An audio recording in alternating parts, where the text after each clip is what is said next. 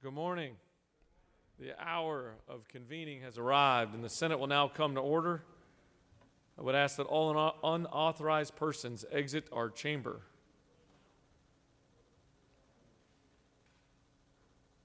I'm trying to think of how to recognize you today, other than just the distinguished great friend of mine, the senator from the 53rd. Thank you, Mr. President. That is so true, and I'm proud to be your friend, and will always be your friend, and want to thank you for your leadership. And the people in this chamber that'll be in this chamber soon will be here to work for the people of Georgia under your leadership, and we're grateful. A couple of moments in history. The farmer from southwest Georgia just walked in the room. There used to be the senator from the 8th district. Is that right? I was going to recognize him with a bigger crowd, so don't spoil it. All right. And let's see. The song, Hello, Darling, was released by Conway Twitty. I know he's a big favorite of yours. And Elvis Presley's final concert, God rest his soul, was this time in 1977. Also, it's National Puppy Dog Day, and that's the senator from the 7th favorite day. And for all of us that need to pay attention, the American Diabetes Association Alert Day. Mr. President, the journal's been read and found to be correct. Are there any intersections in Chickamauga that are named after Elvis Presley? That might be something you can work on. Thank you, Mr. President. That's an excellent idea. You've still got some time to introduce legislation. I don't think I got much, though. Is there objection to dispensing with the reading of the journal? The chair hears none, and the reading of the journal is dispensed with. Is there objection to the confirmation of the journal? The chair hears none, and the journal is confirmed. All senators who have bills and resolutions, please bring them to the secretary's desk at this time. Mr. Secretary, first reading of Senate bills and resolutions, please. Senate Bill 308 by Senators Rahman of the 5th and others, a bill to be entitled an act to amend Article 12 of Chapter 3 of Title 38 of the OCGA relating to the Emergency Communications Authority so as to require the Georgia Emergency Communications Authority to establish a system of language translation. Public safety. Senate Bill 309 by Senators Owl of the 48th and others, a bill to be entitled an act to amend Part 5 of Article 4 of Chapter 11 of Title 16 of the OCGA relating to Brady law regulations so as to require a 5-day waiting period. Public safety. Senate Bill 310 by Senator Mullis of the 53rd, a bill to be entitled an act to amend Title 40 of the OCGA relating to motor vehicles and traffic so as to provide for registration and licensing of bicycles, to require registration of a bicycle for operation upon highways. Public safety. Senate Bill 311 by Senators Owl of the 48th and others, a bill to be entitled an act to amend Chapter 8 of Title 35 of the OCGA relating to employment and training of peace officers so as to require public safety.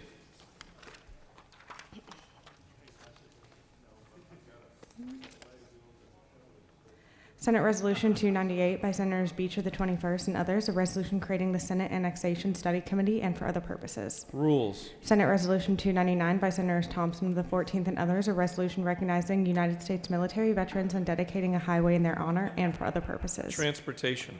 Senate Resolution 300 by Senators Harrell of the 40th and others, a resolution creating the Senate University Fees Study Committee and for other purposes. Rules. This completes the order, Mr. President. Mr. Secretary, first reading of House bills and resolutions. House Bill 745 by Representative Jackson of the 128th, a bill to be entitled an act to amend an act to reconstitute the Board of Education of Washington County, approved April 5th, 1993. State and local government. This completes the order, Mr. President. Mr. Secretary, first reading, or will you please read standing committee reports? Mr. President, the Senate Committee on Science and Technology has had under consideration the following legislation and has instructed me to report the same back to the Senate with the following recommendation. House Bill 98, due pass by substitute. Respectfully submitted, Senator Dolezal of the 27th District, Chairman. Mr. President, the Senate Committee on Veterans, Military, and Homeland Security has had under consideration the following legislation and has instructed me to report the same back to the Senate with the following recommendation. House Bill 338, due pass. House Bill 68, due pass by substitute. Respectfully submitted, Senator Kirkpatrick of the 32nd District, Chairman. This completes the order, Mr. President.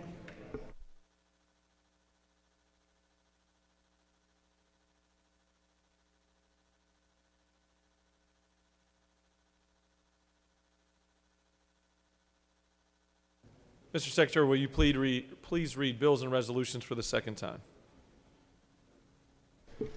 House Bill 68 by Representative Clark of the 147th and others, professions and businesses, certain military certifications, extend time to qualify.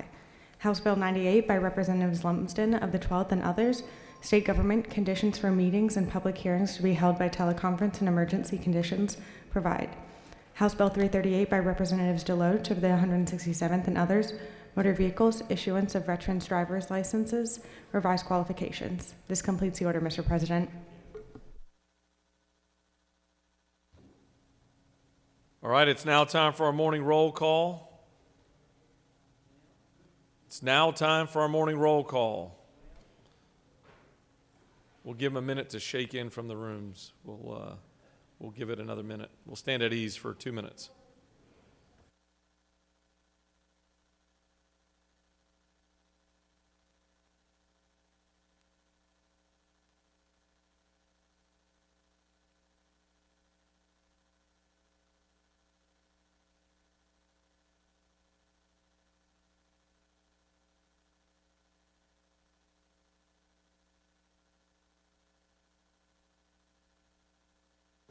It's now time for a morning roll call. Are there any motions to excuse? The chair recognizes the senator from the 33rd. Thank you, Mr. President, and good morning, you all. I ask for unanimous consent to excuse the senators from the 35th and the 38th for business outside the Capitol. Without objection, the senators from the 35th and the 38th are excused. Are there any additional motions to excuse? Chair recognizes the senator from the 29th. Mr. President, I ask for unanimous consent to excuse the senator from the 28th. While there could be multiple reasons, this is for business inside the Capitol. Thank you for that clarity. The chair, without objection, the senator from the 28th is excused. Any additional motions to excuse? The chair sees none. Secretary will call the roll. Senators, signify your presence by voting the yea switch. The secretary will unlock the machine.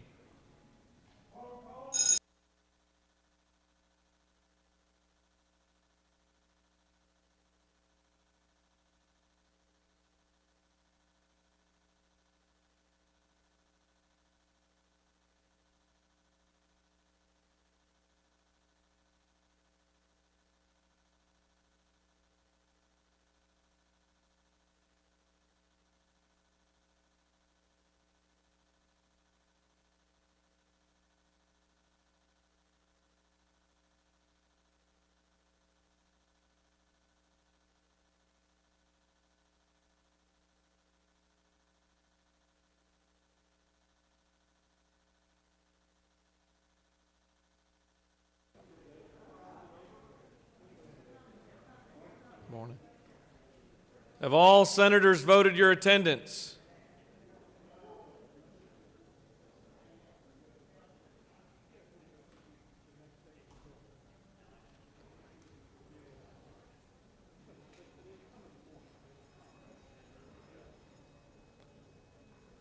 What's the hallway look like?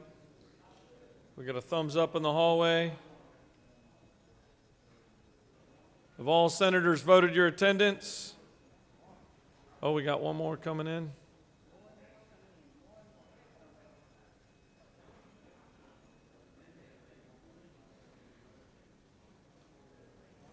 Mr. Secretary, please close the machine.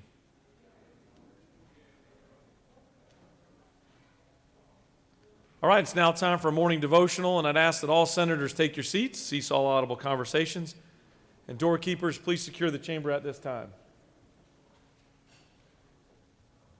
It's my honor to recognize the senator from the 43rd to lead us in our Pledge of Allegiance today and to introduce to us our chaplain. Good morning. Please stand for our pledge to the American flag.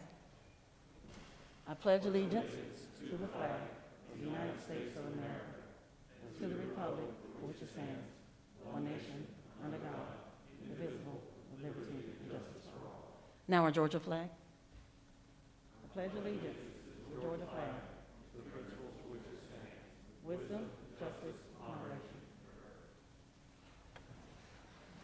Sound like somebody had a frog in their throat. Good morning, colleagues. It is my distinct honor privilege and pleasure to introduce to you today our chaplain.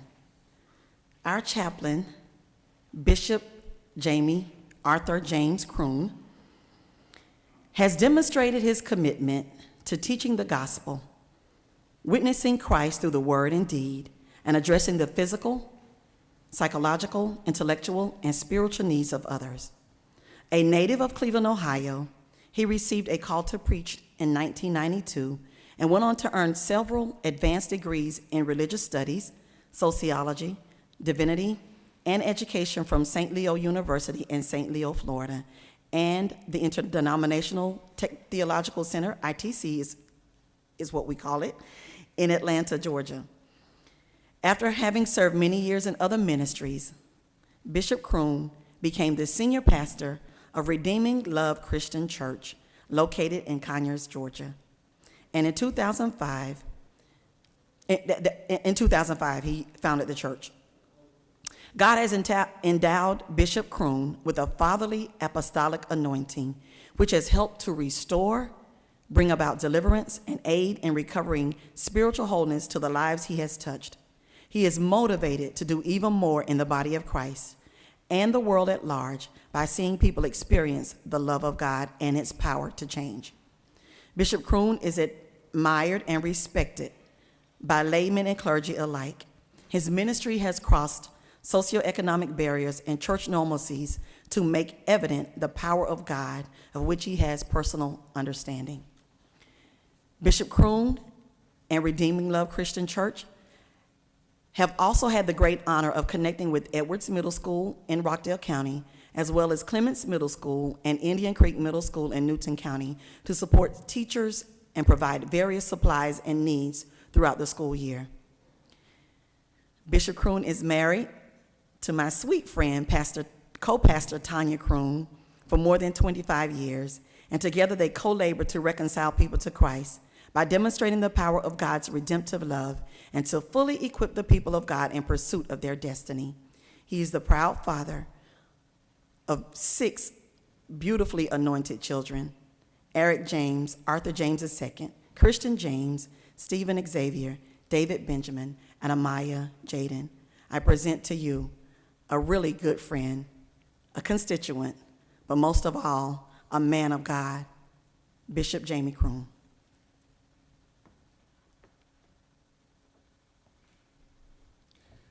Thank you all for having me on today. I was told I could remove this while I'm talking, so I'll do that. Thank you all for having me. I want to say it is an honor and a privilege to be here with you on this morning, and I certainly want to give honor to Lieutenant Governor Duncan. I like you just because you went to Sandusky, Ohio, so we have that in common. And again, it's such a privilege to be here. All of the Senate leaders and senators that are present, I thank you again humbly. I'm so appreciative of the opportunity. I was told that you guys run a pretty tight ship here, and I was given the instruction that you would give me 5 minutes. If that be the case, I just want to make sure that I understand correctly. If you would give me 5 minutes, will you let me know by raising your hand? 5, 10, 15, 20, 20. Oh yeah, I got plenty of time. I'm good. I got plenty of time. So I want to share just a couple things with you all, and then I'm going to pray with and for you. Amen. And so I'm going to read just a couple texts of scripture out of 1 Kings chapter 19, verses 11 through 13. And the word of the Lord reads, "Then God spoke to Elijah and said, 'Go out and stand on the mountain before the Lord.' And behold, the Lord passed by, and a great and strong wind tore into the mountains and broke the rocks in pieces before the Lord. But the Lord was not in the wind. And after the wind, an earthquake. But the Lord was not in the earthquake. And after the earthquake, a fire. But the Lord was not in the fire. And after the fire, a still small voice. So it was that Elijah heard it and wrapped his face in his mantle and went out and stood in the entrance of the cave." It's interesting because in this text we find that the Lord was not in the great and strong wind. And after the wind, an earthquake, but the Lord was neither in the earthquake. And after the earthquake, a fire, but the Lord was neither in the fire. Where we find the Lord, though, is in the still, small voice. Still implies motionless, lack of movement, not effervescent, no excitement, no enthusiasm or liveliness, subdued, not flowing. Small equates to lacking in size, in volume, and in strength, not large in comparison with others of the same kind. So it's interesting that the Lord we would find him in this still, small voice. As the Georgia Senate, you have this incredible responsibility of collecting each still, small voice from the places you live, from the places you love, and carrying these collective voices to be heard.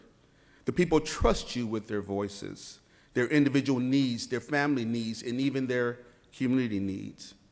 It's an incredible responsibility and both an honor. And I believe it to be equally difficult.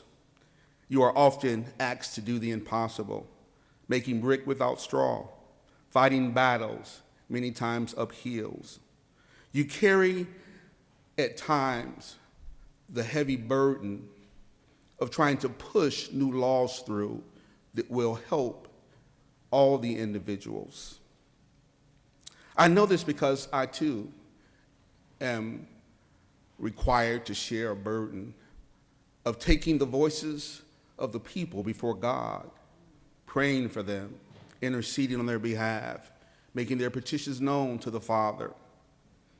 So today, I've come because I want us to understand the responsibility, the great privilege that you and I have of carrying the still small voice. It's a still small voice that may by itself seem insignificant, but it's the collection of those voices together that ought to give us the zeal and the zest to move forward and to try to bring change where needed for all people in this great state of Georgia. So I've come in sharing the burden with you to pray with you and to pray for you. If you would join me in bowing your head, let's pray together. Gracious Father, God in heaven, we bless you and we honor you in this place. We give you praise because there is none like you. Your loving kindness is better than life, and it's caused our lips to praise you. Lord, I pray for those in authority, those that you have entrusted to speak for all people in all places in this great state of Georgia. Please guide our senators, our representatives, our lawmakers, order their steps. Father, give them wisdom in all matters pertaining to your people. Your word declares if any person lack wisdom, let them ask you, and you will give it to them in liberal amounts. Lord, give each of them discernment and the ability to hear clearly from you, so that your will and purpose will not only be made known, but also performed. Strengthen them in the weak places, refresh them in the weary places, and lead them in all places to carry out this difficult assignment. For our struggle is not against flesh and blood, but against principalities, against powers, against rulers in the darkness of this world, against spiritual wickedness in high places. And I say that no weapon that is formed against these leaders will prosper, and every tongue that shall rise against them in judgment shall be made quiet. Give them eyes to see your plan, and purpose, and ears to hear your voice, and another's they will not follow. And this is the confidence that we have in you, Father, that if we ask anything according to your will, you will hear us. And we know that if you hear us, whatsoever we ask, we know that we have the petitions that you have desired. We have desired of you. We thank you in advance for all that you do in our lives. Father, I pray health over these leaders, strong spirits, strong minds, eyes to see, and vision beyond where their eyes can look. We thank you for it now. In the matchless name of the Lord Jesus Christ, we pray. Amen.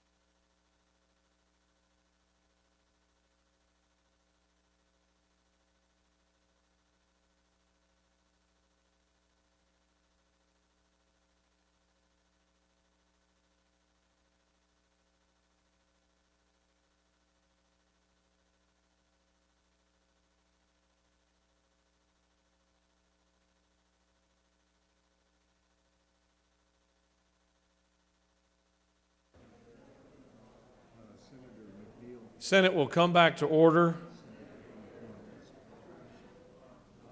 Before we get started, I want to take a moment, and certainly nobody in this chamber has missed the sighting of a great friend of this chamber and a great friend of all of ours. Former Senator Ellis Black and his beautiful wife, Aletha, is with us here.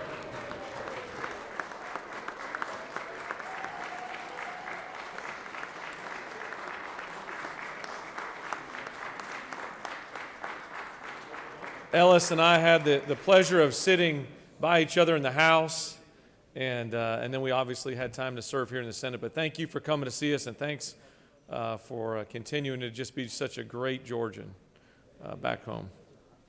We'll talk to you about the senator you sent up here later. Just kidding. Are there any unanimous consents? Chair recognizes the senator from, do you have an?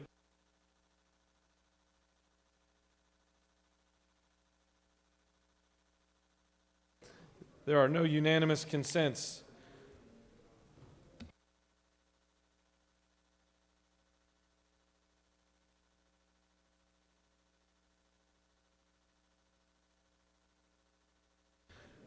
Chair recognizes the senator from the 3rd for a point of personal privilege.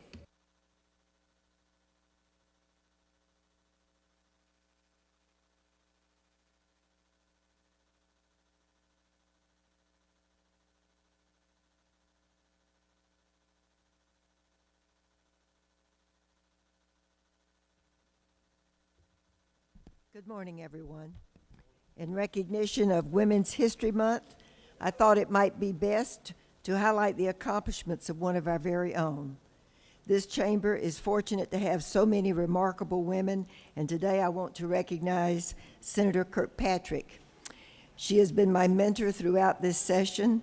Through her kindness, leadership, and expertise, Senator Kirkpatrick has impacted this chamber by embodying what it means to be a strong and influential woman. Senator Kirkpatrick is a graduate of the University of Kentucky and earned her medical degree from the University of Louisville. She was the first woman in the orthopedic residency program, and for the past 30 years, she has served the metro Atlanta area as an orthopedic hand surgeon and previously served as the president of Resurgent Orthopedics. She was one of the very few women surgeons in Atlanta. She is also a district coordinator for the Medical Association of Georgia's Medical Reserve Corps, where she most recently aided in the response to COVID-19. Dr. Kirkpatrick is a consultant and lecturer on patient safety and surgery, a member of the East Cobb Rotary Club, and has served as a team leader with Happy Tales Pet Therapy at the Ronald McDonald House. In addition to her public service, Senator Kirkpatrick is married to an ER doctor and has 2 children, one an architect and one an engineer. A fun thing about Senator Kirkpatrick is that she represented Kentucky in the National Spelling Bee in 1967. Yay. I have the honor of serving with her on the Veterans, Military, and Homeland Security Committee, where as chairwoman, her leadership has led to the passing of impactful legislation. I applaud Senator Kirkpatrick for her contribution to this body, and I am thankful for her friendship. Thank you.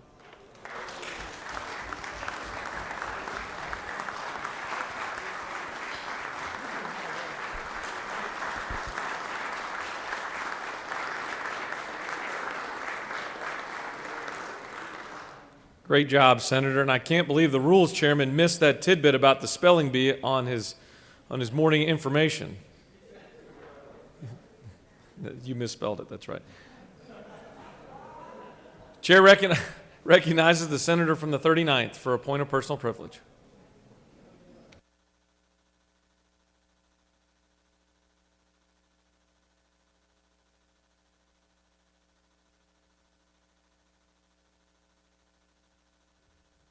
Thank you, Mr. President, and good morning, colleagues.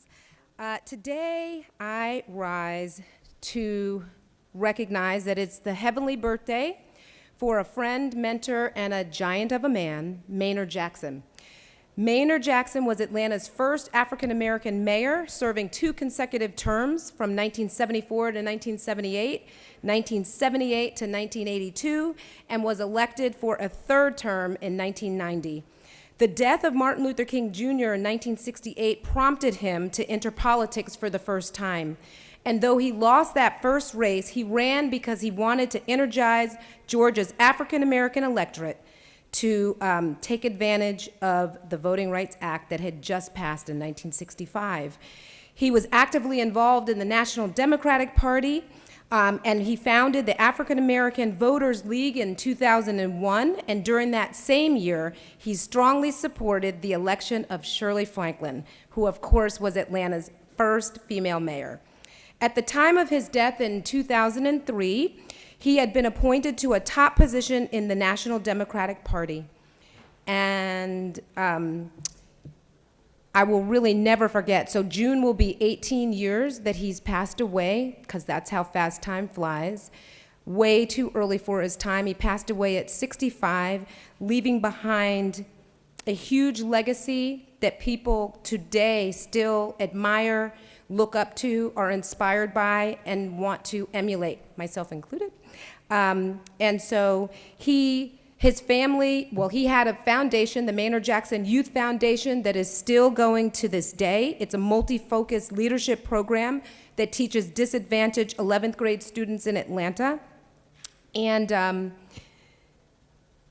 more recently, his family produced a film called Maynard. That's a fantastic film, if you haven't seen it, that really chronicles his life in politics and talks about the kind of leader that he was. So happy heavenly birthday to Maynard Jackson. I yield the well. Chair recognizes the senator from the 14th for a point of personal privilege.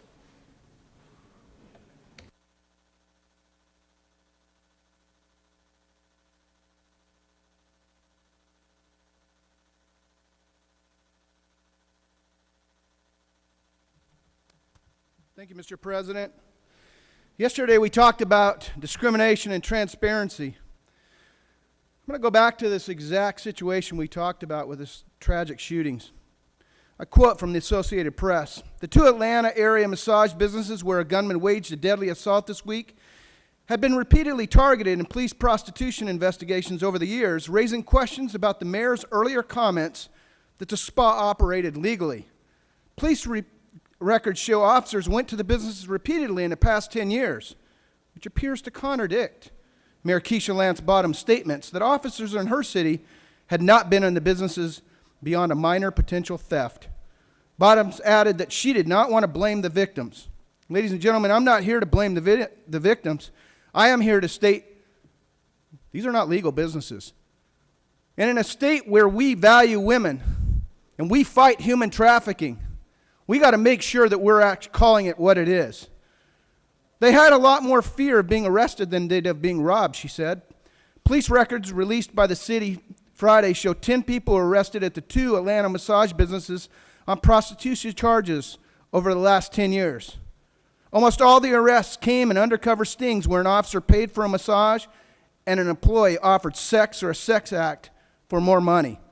At a news conference the day after these shootings, Bottom said, "As far as we know in Atlanta, these are legally operated businesses that have not been on our radar, not on the radar of APD." Ladies and gentlemen, maybe we need to refresh. Maybe we need to help the mayor understand prostituting women and human trafficking is not legal in our state, nor do we want it. Thank you, Mr. President. I yield the well.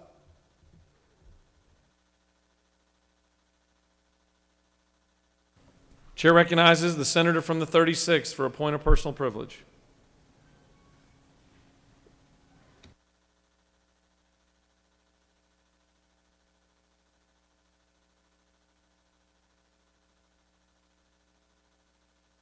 Thank you, Mr. President.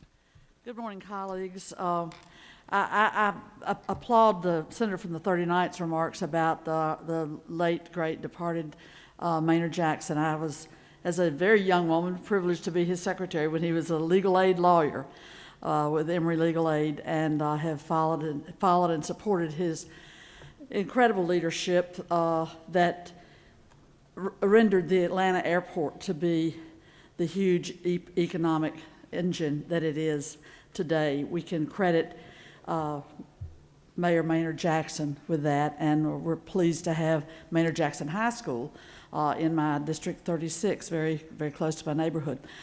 I want to add remarks again as we are doing a budget today, and we are moving to the end of the session, and we are actually, as Georgians, in a very prime position to cover more of Georgia's uninsured, since we have, I believe, the third highest rate of uninsured people in the nation as a state.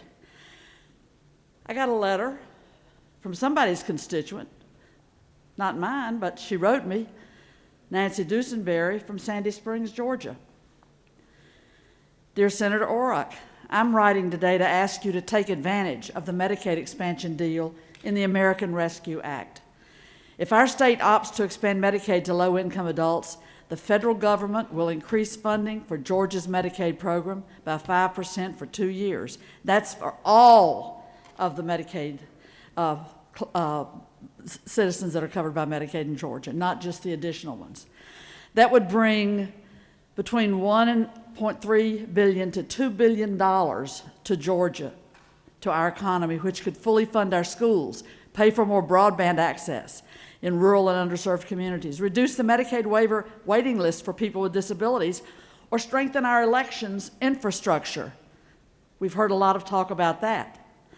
This deal is too good to pass up, the constituent writes. With one move, Georgia could build a bridge to health coverage for 500,000 low-income adults, support struggling rural hospitals and communities, and reduce racial health disparities.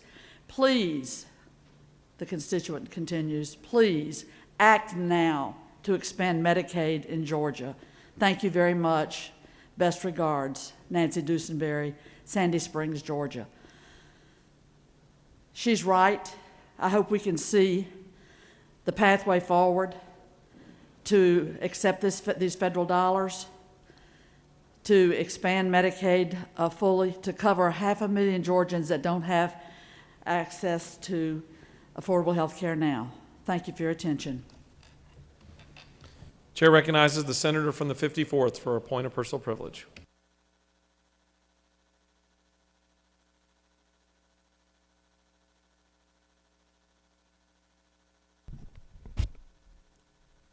Thank you, Mr. President. Members, each year, each one of us look forward to the annual event for Dalton Day here at the Capitol, but due to COVID, we weren't able to have that this year here at the Capitol. But the City of Dalton and the Dalton-Whitfield Chamber of Commerce wish for each of you to receive your rug for 2021. As agriculture remains Georgia's #1 industry, this year's rug pays respect to all that agriculture brings to our state. At the back of the chamber, there are a couple of boxes full of rugs, and each one of you're encouraged to pick up your rug today. This year's rug is a gift to each of you from the many good folks from my hometown, Dalton, Georgia. Dalton, the home of the Dalton State Roadrunners, and also, of course, we remain the carpet capital and the floor covering capital of the world. And this is this year's rug, and I just hope you'll pick yours up. And thank you, Mr. President, and as an honor, I'll issue you the first one.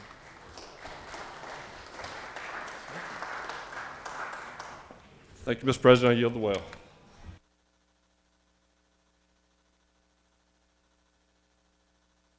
Thank you, Senator.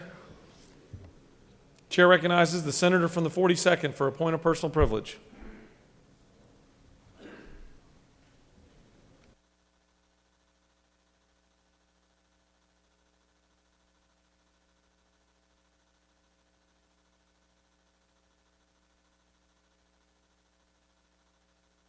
Thank you, Mr. President. Yesterday, our country suffered its second mass shooting in as many weeks. In Boulder, Colorado, yesterday, 10 people, including a police officer, were killed at a supermarket. And of course, that adds to the 8 people killed just a week ago right here in our state. That's 18 people dead in 7 days. And this shooting in Boulder was at least the 246th mass shooting in the United States since January 2009. And on average, 805 people die by gun violence in Colorado, just Colorado, every year. In 2019, 2 national surveys found that the vast majority of Americans, vast majorities, Democrats and Republicans, men and women, support stricter gun laws. Gun violence is also scaring people. A third of Americans report fear of being a victim of a mass shooting stops them from going to certain public places. That's from one of the surveys done by the American Psychological Association. 60% said that they are worried about a mass shooting in their community.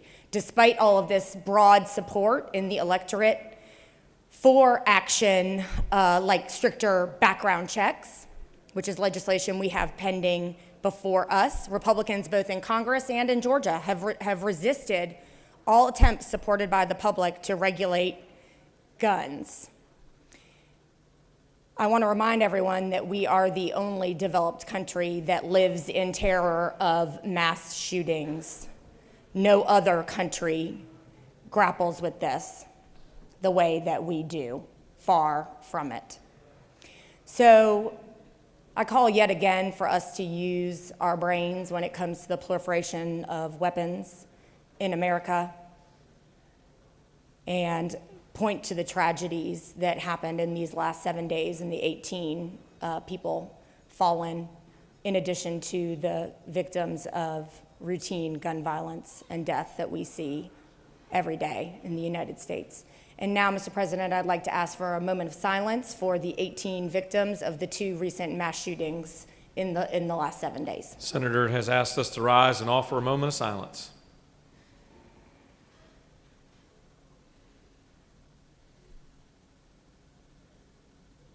Thank you.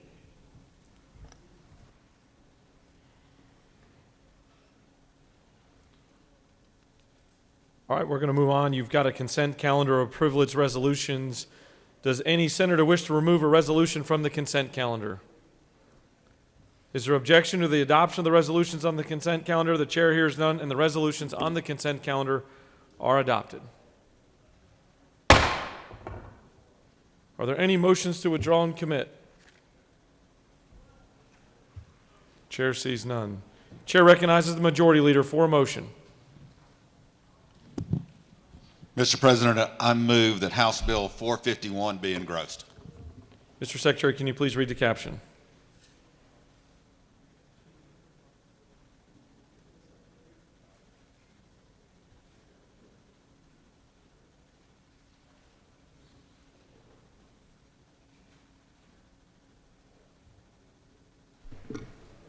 House Bill 451 by Representative Lumsden of the 12th and others, a bill to be entitled an act to amend Part 1 of Article 2 of Chapter 5 of Title 48 of the OCGA, leading to property tax exemption so as to provide for the optional determination by a taxpayer of the fair market value applicable to inventory for which a Level 1 Freeport exemption is sought for certain taxable years and for other purposes.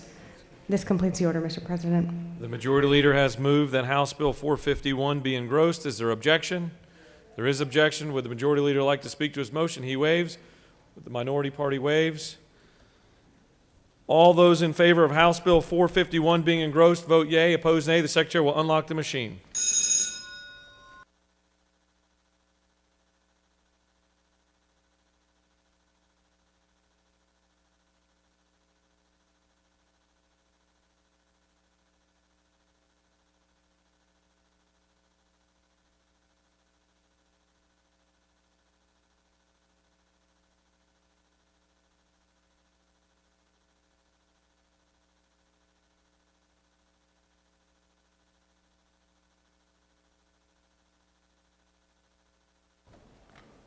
Have all senators voted?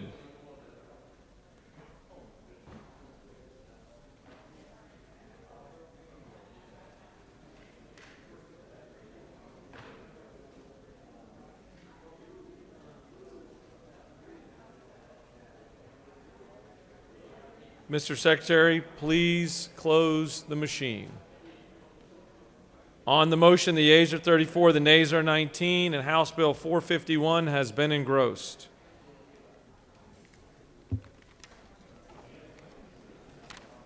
All right, we're now moving on to the rules calendar.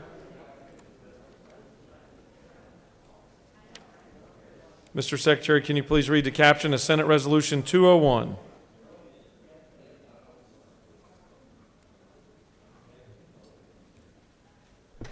Senate Resolution 201 by Senator Miller of the 49th and others, a resolution recognizing and commending SK Innovation and for other purposes.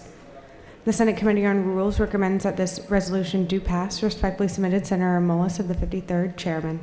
This completes the order, Mr. President. Chair recognizes the senator from the 49th. Chair recognizes the pro tem. You were hiding on me over there. To present Senate Resolution 201.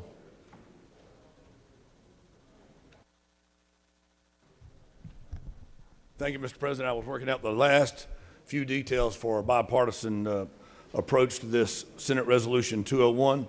As many of you know, there's been a long ongoing dispute between SK Battery Company and LG over the proprietary information that's been used. The International Trade Commission has issued an adverse ruling against SK, and there's a lawsuit pending. This is for full disclosure of all the information. Whatever the corporate malfeasance has been, or may not have been, and which has not been proven in court, we urge LG and SK to settle their intellectual property dispute for the sake of all Georgians, particularly for the sake of all Georgian jobs. Right now, there are 200 people involved and are employed at this plant, and they make an average of over $40,000 a year. And I think equally important to this is that there's 70% of the world's lithium-ion batteries. Pro Tem, will you hold on for one moment? Certainly.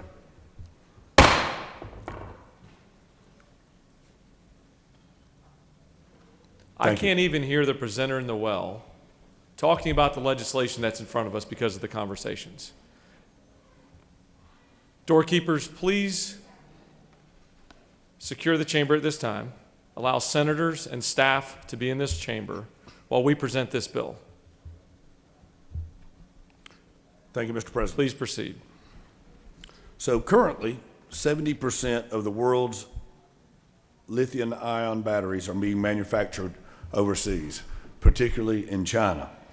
Without batteries like the SK manufacturer will produce, here in Georgia, we will, and in the United States, we will continue to experience supply chain interruptions, and these manufacturers that are coming to Georgia, for instance, Volkswagen came to Tennessee as a result of an anticipation of this SK plant being built here.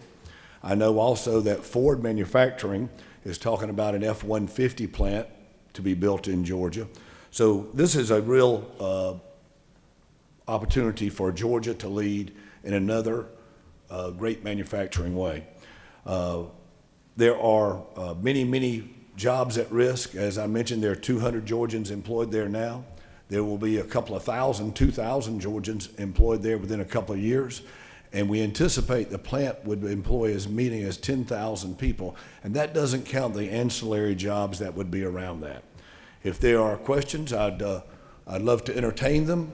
And if I understand that my friends in the Minority Caucus are working on a friendly amendment, and we've discussed it and we anticipate that. So in the interim, let's answer questions. Chair recognizes the Majority Leader for a question. Thank you, Mr. President. The Senator, will you yield? Certainly. I like this battery concept that you're talking about. Yesterday, the senator for the 42nd was up in the well, and she was talking about alternative fuel sources to help the environment. Wouldn't this byproduct fall right into the category of what she was talking about yesterday? Hand in glove, Senator, hand in glove. And what we want to do is we want to give Georgians choices of their energy sources. Thank you. So again, if we can give Georgians sources of energy choices, there's no silver bullet. It's not all internal combustion. It's not all hybrid. It's not all electric. It's a combination of. Late arriving amendment.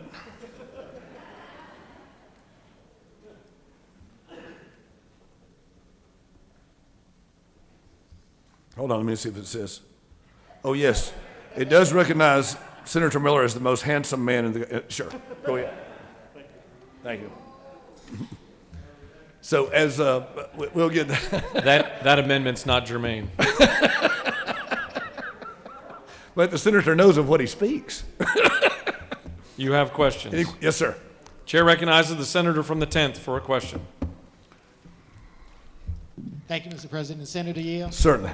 Senator, I know you mentioned a company that's near and dear to my heart, Ford Motor Company. Certainly. And I understand that is correct, that Ford does, in fact, have intentions on using the product from this factory. Wouldn't you agree? Yes, sir. Senator Further Yield? Certainly. Senator, isn't it also typical for corporate titans to work out their differences in boardrooms, and they typically share in the revenue from a plant such as this? That is absolutely the case, and we have seen that done many times over the years, particularly with big multinational companies. Senator Further Yield? Certainly. Senator, by passing this resolution, wouldn't we give those corporate titans incentive to do just that?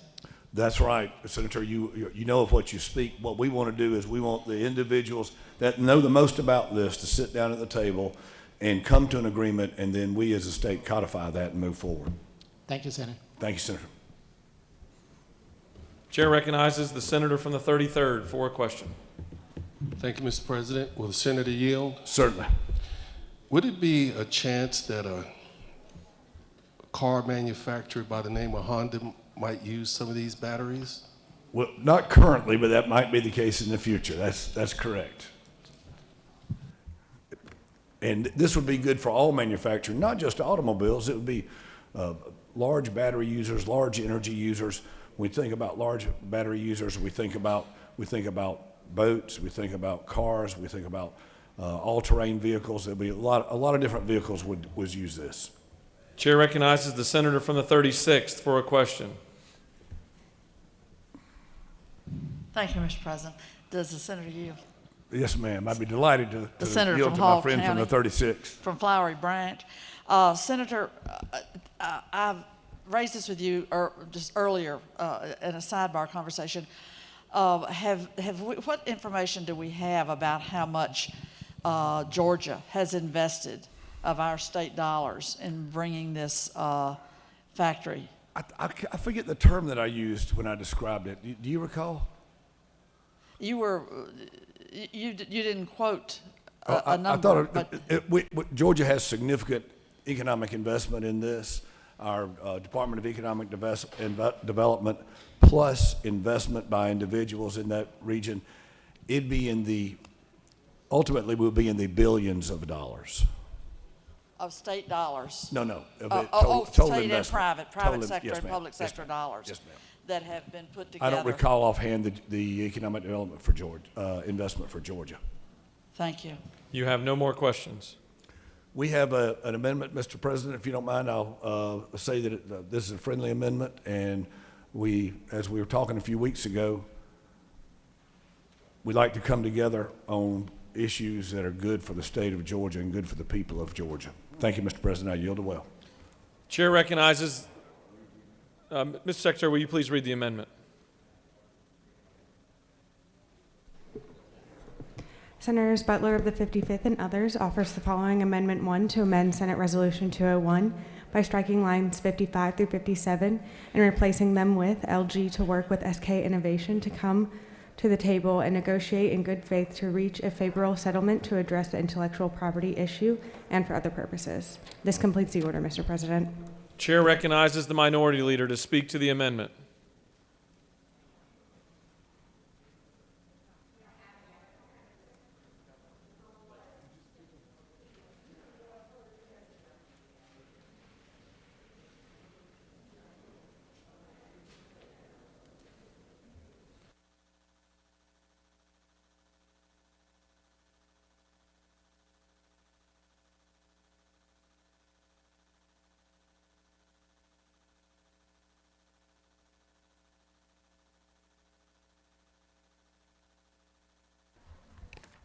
Thank you, Mr. President. This late arriving amendment was a late arriving agreement as well.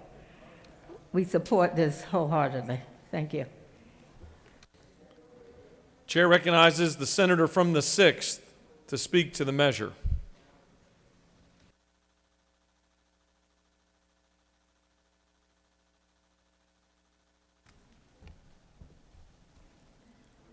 Thank you, Mr. President.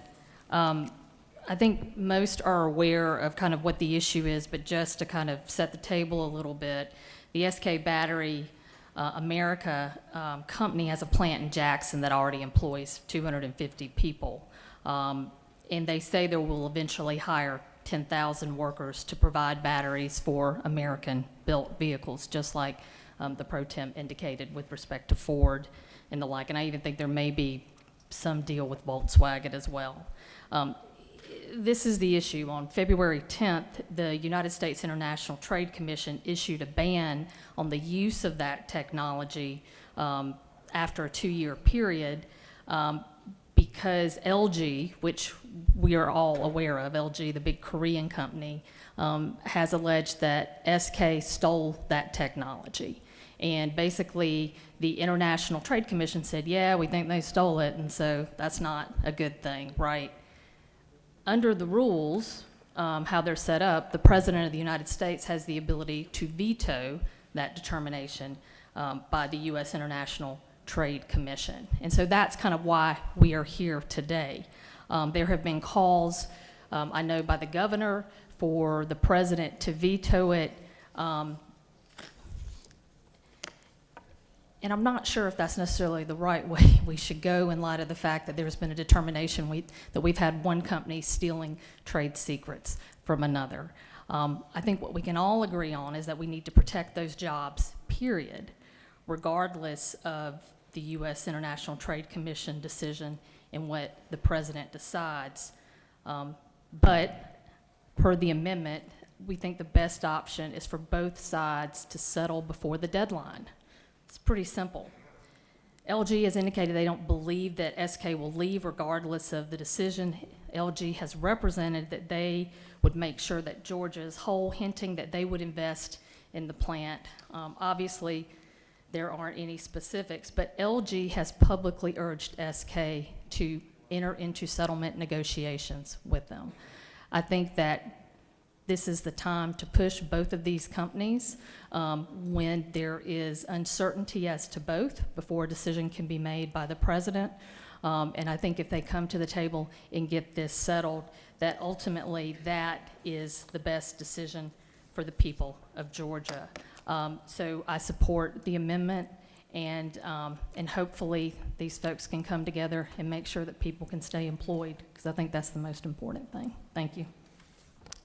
Does any other senator wish to speak for or against Senate Resolution 201 or the amendment? Chair sees none. All right, we'll take up amendment number 1. The question is on the adoption of amendment number 1 by the minority leader. Is there objection? The chair hears none, and amendment number 1 is adopted. Is there objection to agreeing the report of the committee which is favorable to the adoption of the resolution? The chair hears none. The report of the committee is agreed to. Is there objection to the main question being ordered? The chair hears none, and the main question is ordered. The question is on the adoption of the resolution as amended. All those in favor, vote yea. Opposed, nay. The secretary will unlock the machine.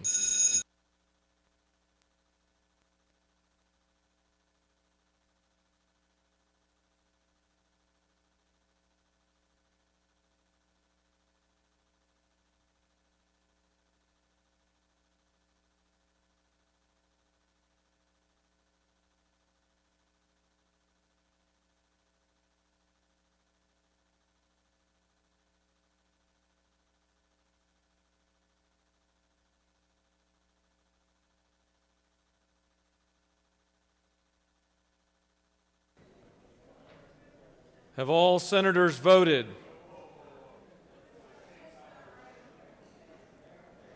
Have all senators voted? Mr. Secretary, please close the machine.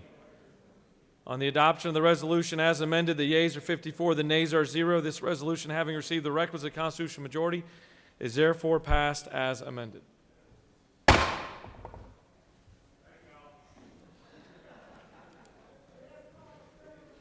Mr. Secretary, can you please read the caption of House Bill 81?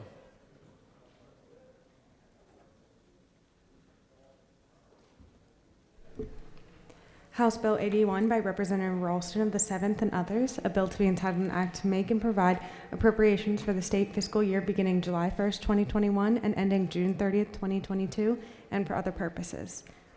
The Committee of the Senate on Appropriations recommends that this bill do pass by substitute. Respectfully submitted, Senator Tillery, Chairman.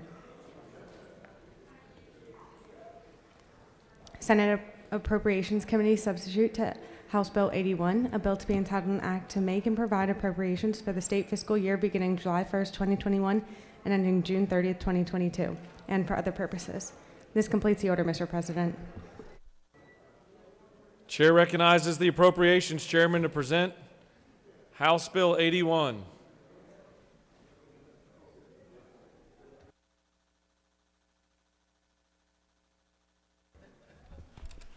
Thank you, Mr. President. Thank you, members of the Senate. I present to you now the Senate Appropriations Committee substitute to House Bill 81. We'll start in just broad strokes. First, I want to thank Governor Kemp and the Office of Planning and Budget for their involvement in this process. They've included us from the beginning, really starting back in October, and we appreciate the early start. It's helped us move faster on this budget, as it's a little bit different than budgets we may have faced in the past. Also, we couldn't get to this point in the process without our colleagues on the House side. A special thank you to Chairman England and to Speaker Ralston for allowing us to get started early. They gave us their numbers a little bit early this year, and Martha and Christine on that side as well, who've been just instrumental and truly a pleasure to work with through this process. I also want to thank you as members of the Senate. You know our budget is driven by Senate request. I mentioned this yesterday in committee. We do not take requests from folks who are not senators.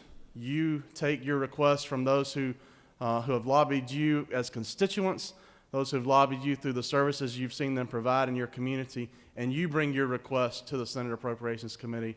And I hope that the document before you, the 206 pages you'll see here now, reflect your values and reflect Georgia's values. I'd be remiss if I didn't also thank our Senate Budget Office. Many of you know Melody standing over there to my left. If the questions get too hard, we'll just point that way. But Brent and the other members of the team, I think that's well-deserved.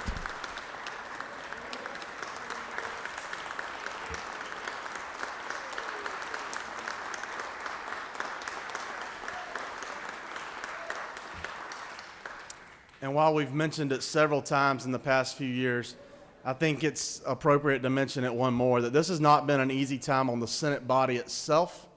It's not been an easy time on the Appropriations Committee, and it's certainly not been an easy time on the Senate Budget and Evaluation Office, because we still miss, while we appreciate our new colleague from the 4th, we will always remember and fondly hold dear our Senate colleague, Chairman Hill, and the many years that he devoted to this process. And Senator from the 15th, I want to take a special point and point out how much he dearly loved you. And he mentioned that on multiple occasions. Big picture on the House Bill 81. It's a $27.2 billion state fund budget. It's a growth of about 2.58% over last year's budget. The big adds are in two areas. They're going to be in education. You're going to see one large item. The largest add is in the QBE formula, $567.5 million there. You're going to see two other large adds in education at the USG, where we fund credit hour and square footage increases not only from FY22 but also for FY21, totaling roughly $128 million there.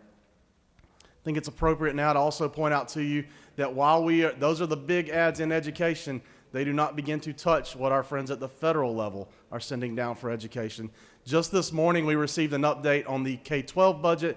We're expecting $4.2 billion to flow into local boards of education through the most recently passed American Rescue Plan. I realized in committee, I think I kept calling it the American Recovery Plan. It's the American Rescue Plan. That will far dwarf any additions that we make in our budget, and it more than wipes out any reductions that we've made during the pandemic, as our budgets were somewhat in a little bit of a crisis mode. Our second biggest, and still in education, I want to point out that we add $66 million to the TRS formula to fully fund the required employer contributions for FY22. In the health is our next largest add. You'll see roughly $40 million added there. We agree with the House adds for behavioral health. And we're also going to add some other things that I may discuss later on in this budget or that you may bring up as questions. While those are the two biggest adds, our differences are mainly focused on changes that we placed in this budget that recognize federal funds. You'll see a large percentage of those federal funds are recognized throughout your budget because we knew that you needed to go back and explain to your constituents where those funds went, and also so that you could understand as members of this body where those funds were flowing. I want to give you a slight caution there and tell you that some of those are estimates. We know while we know we're to the dollar what we're expecting for local school boards, we do not know to the dollar where we're expecting certain things in the health budgets. So we've done the best estimate we can based on current information, and so you may even see those true up and change again if there is a conference committee report later on. If you're just scanning through from the front to the back, the first thing you're going to come to is the Senate ads. We placed the monies in there to match certain House ads. There were a few that we disagreed with, but we can talk about those specifically later. You'll next move on to the judicial budget, and you'll see that we agree with the House funding for almost all the branch requests. There's two differences. One, we thought there should be a funding for one step increase for public defenders. For prosecutors. We did not fund the second increase because that's an increase, a step increase that came back during the last recession, the Great Recession, and nobody saw that step increase then. We also took funds in the Superior Court budget, pulled it out of senior judges, and placed it strategically into a position to fund law clerks for all Superior Court judges across the state. There are still Superior Court judges who do not have law clerks. We think that that's an intentional add to help tackle the court backlog we may see in the future. The Senate budget funds increased positions at the State Ethics Commission to address matters that senators have brought up specifically here, and they did in their Senate request. We also fund certain salary increases for critical positions, those being in the Department of Agriculture, the Department of Banking and Finance, DDS, which I think I mentioned in committee, is probably the agency that most directly impacts and touches our constituents, the Department of Juvenile Justice, and the Department of Corrections. Earlier on, I'd mentioned the $40 million in ads that you saw in this budget from the House that we've already agreed with for Department of Behavioral Health. We also had a couple of others. We added $1.5 million for respite care services, and we also added another $1 million for mental health telehealth, and had other specific additions for direct care support services, as was requested by members of this body. You'll see we also agreed with two of the big gubernatorial initiatives that were supported by the House, $39.5 million that was added for rural innovation, and a $10 million addition for broadband infrastructure grants, which when coupled with the $20 million of broadband infrastructure grants in the amended budget provides $30 million that can be pushed out into broadband over the next 18 months. In the Department of Community Health, we had several changes. One I want to highlight for you the first one, though, is an agree. We agree with the House to support $35 million in disproportionate share hospital payments to help with indigent care. We had a ad of our own for $800,000 to fully fund the all-payer claims database. This helps implement Senate Bill 482, and it also helps us make analytical decisions concerning health care as we move forward into the future. In our ABD Medicaid and LIM Medicaid, you'll see that in line 90.8, we moved to update our cost reports from the 2012 cost report, which we're currently running off of, to the 2019 cost report. We also fund 3% inflation there. And in line 90.13, we support supplemental payments for quality incentives in skilled nursing facilities. Also important in those same line items, you'll see that we support a 10% increase for home and community-based service providers. And we also provide strategic rate increases of 3% for dental codes and for 18 primary care and OBGYN select codes in the Medicaid budget. The budget laying before you now also supports 188 new resident positions. That's a cost of about $2.5 million. And we seek to address the shortage in medical examiners and forensic pathologists with a $250,000 add in GME, but we've coupled that with other funds that you'll see in the Georgia Bureau of Investigation's budget, which I know has been a specific request from the senator from the 26th, the 20th, and the 18th in Macon. The budget laying before you also supports $3.5 million in additions to the CAPS program, which is child care for low-income families, and it supports an increase in classroom operations of 2.5% in our pre-K programs. If you turn and look at line 168.1, you'll see where we tried our best to reflect the $4.6 billion that the state will receive from the American Rescue Plan. We also tried to point those dollars and give guidance where we could for where we feel those dollars should go. And that guidance was based, again, upon request from you. That language shows it's the legal provisions of the fund, and we reiterated those there and point that those funds, according to the Senate, we'd like for those to be used to fight the coronavirus, for supplemental payments where necessary, and also to support water, sewer, and broadband projects across our state. I previously mentioned to you, I think earlier on, mentioned Senate Bill 482, but you'll see in line 169.2 where we also fund the Office of Health Strategy Coordination.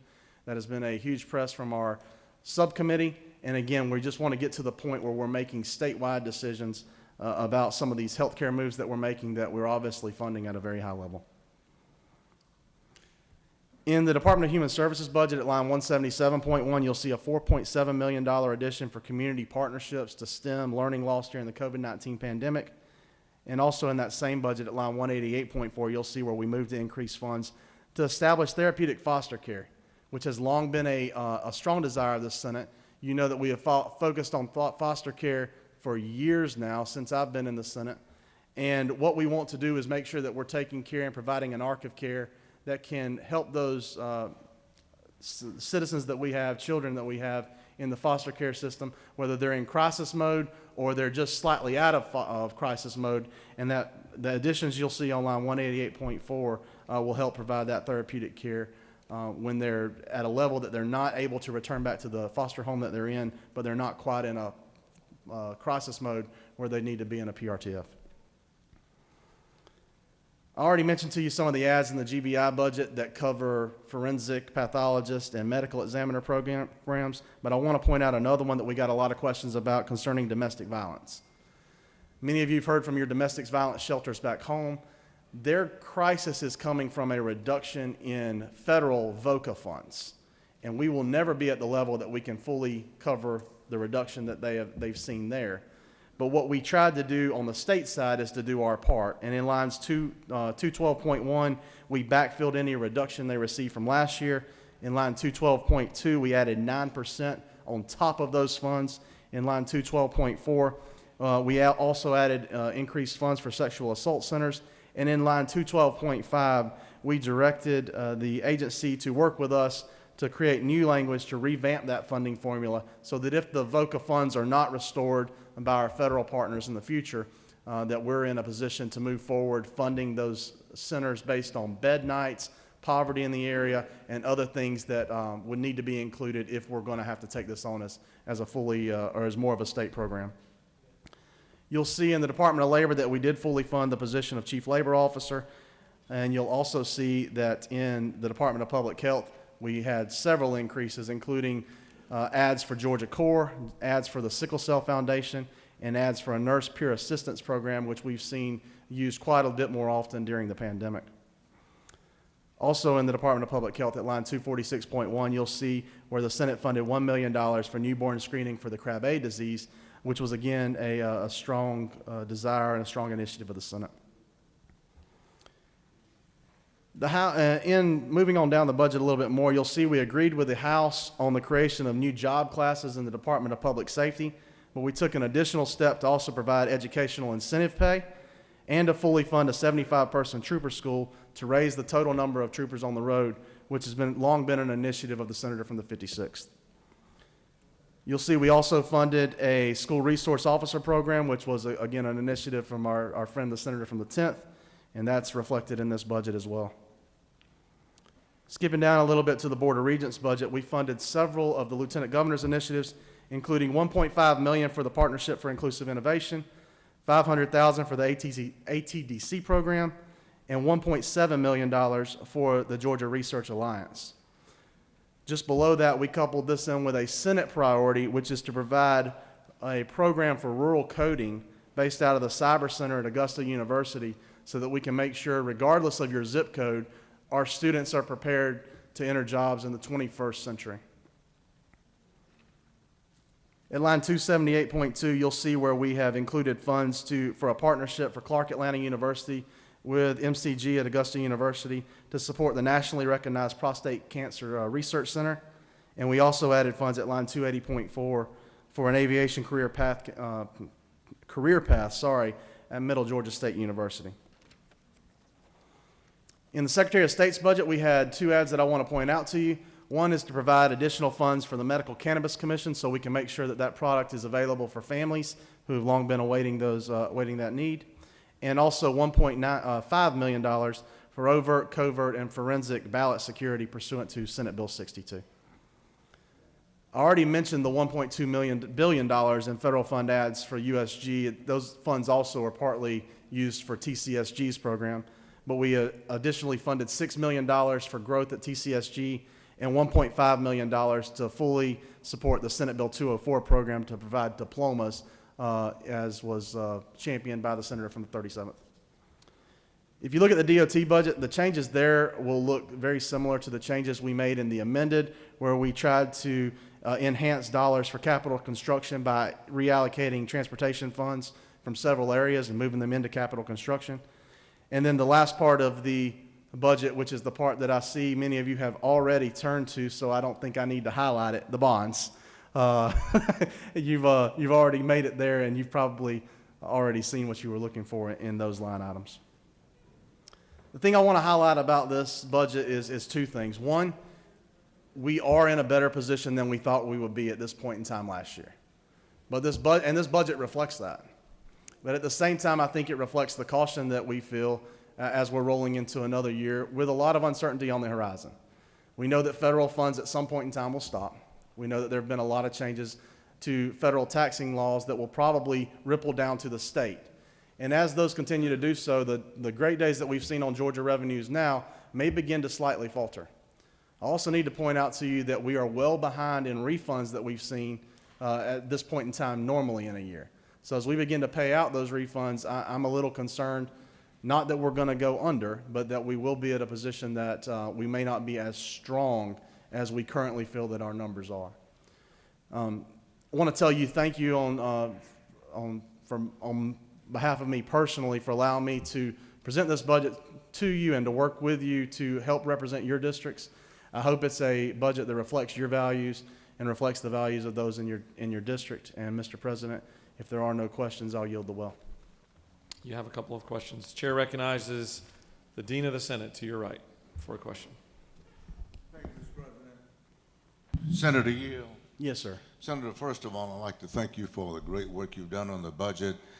And I have three questions in three different areas. One is on page 11, dealing with the accountability of court judges. Can you tell me what line item you're looking at? Oh, yeah, this is 14.1. And the big heading is Council of Accountability Court Judges, and 14, I believe it's 14, yes. And the reason I'm looking at that is because I remember being the lead sponsor on the bill that established those courts. What I'm looking at is that amount, $667,000. Does that cover funding for all of the accountability courts in the state of Georgia? And I'm just, the amount it seems low is what I'm getting at. Is that? Yeah, sure. I'll tell you, Senator, thank you for that question. It supports felony drug courts, DUI courts, juvenile drug courts, family dependency treatment courts, mental health courts, and veterans courts. And it also supports the Council on Accountability Court Judges. Yeah. And Senator further yield? Yes, sir. The reason I was looking at it because it has veterans in there. Have we had an experience, a decline in veterans being running into problems because of the combat and PTSD? Have they sort of declined in their entry to the courts, or and the figures, what I'm looking at, I would think it would be much bigger than that. Right. Well, Senator, about that specific question of whether or not we've had more veterans addressed in the courts, I'll get with you and with Justice Boggs later on, and we can find out that specific answer. But I will tell you there is not a reduction in that line item in this year's budget. Thank you very much. Senator Yield, on Yes, a couple of other issues, and I apologize because I don't know the line. I was going pretty fast on that. Sickle Cell Foundation, you mentioned the amount on that, and I was looking because in Columbus, Georgia, I believe they have a big problem with sickle cell issues and having to travel far and wide trying to get the funding, and we're trying to increase that funding, and we're just appealing you in the future budgets that we can avail ourselves of some of the services we need. That we have a place, but we don't have enough funding to get the doctors or the tests they need in order to have a more efficient court. I mean, a facility, I should say. Well, thank you, Senator. Yes, sir. That's why we've increased the funding to that foundation this year. well. And also want to tell you, so your constituents can hear, between you and your colleagues on the House side, Columbus is well represented in this budget, and that's a heard tribute that. to the way that people feel about you and your district, and also in this building. Thank you, sir. And one final question, and that is about sexual assault. And I apologize, I don't have the page you mentioned in that. You mentioned that the sexual assault, and I've had a lot of calls from one lady there who runs a facility there trying to help sexual assault victims, does a great job. In the budget, only $34,000 was their budget, and it had declined because of drops in the budget and things like that. And we're trying to make sure that that area expands to her needs and try to help as many victims as she can. Yes, sir. I think the line item is actually quite a bit larger for that this year, and also make sure that we don't accidentally blend domestic violence shelters with sexual assault centers, because we fund them separately in the budget. The line item ad for domestic violence shelters from the Senate side alone is over, I believe it's close to $1.5 million, and the sexual assault center is about 5 times the number I think you mentioned. Well, thank you very much. Appreciate the information. Yes, sir. Thank you for the great work. Chair recognizes the senator from the 42nd for a question.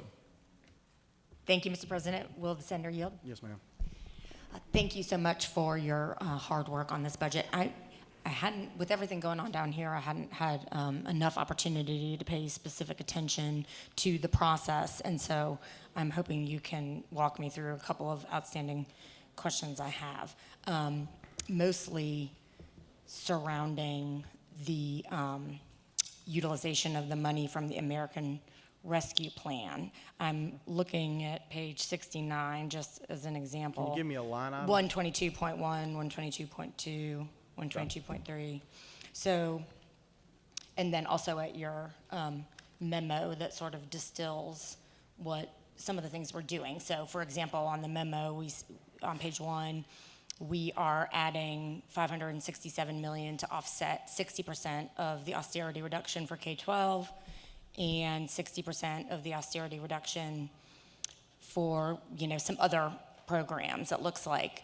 My question is, I guess, twofold in referencing both of these documents. I know that the American Rescue Plan money can be used to backfill budget holes. So here we're filling 60%, for example, on these items, and then... Well, can I stop you there for a second, Senator? Sure. So I think that's slightly incorrect. The American Rescue Plan dollars can be used to backfill lost revenue, but we're backfilling the QBE reduction with state funds at 60%. Oh, no, I know. Okay. But then that means we have 40%.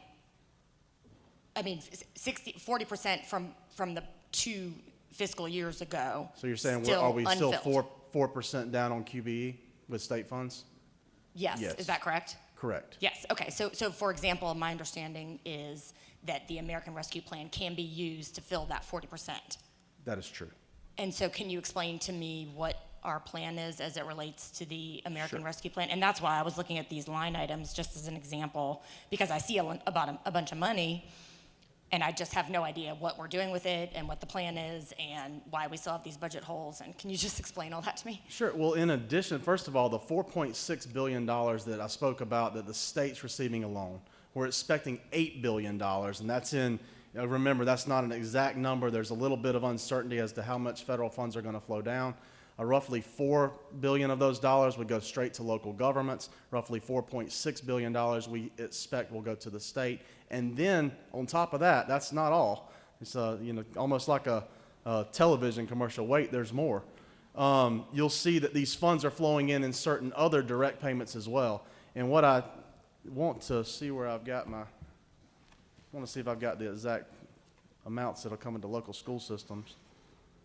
It's over $4.2 billion that is not allocated in these line items that you see right now, because we literally received it as we're walking in the door, that will go straight to local school boards. So that is not reflected in this budget. That $4.2 billion will more than make up. So if the 567 is roughly 60%, if you say that we have roughly 400 million left that we haven't fully funded for QBE, that amount that's coming from the federal budget is over 10 times that amount. So we do feel that our local school systems are going to be more than adequately made whole based on funding you'll see from the federal government. Thank you for that explanation. Do you yield for another question? Sure. So in looking at, for example, 122.3, 122.4,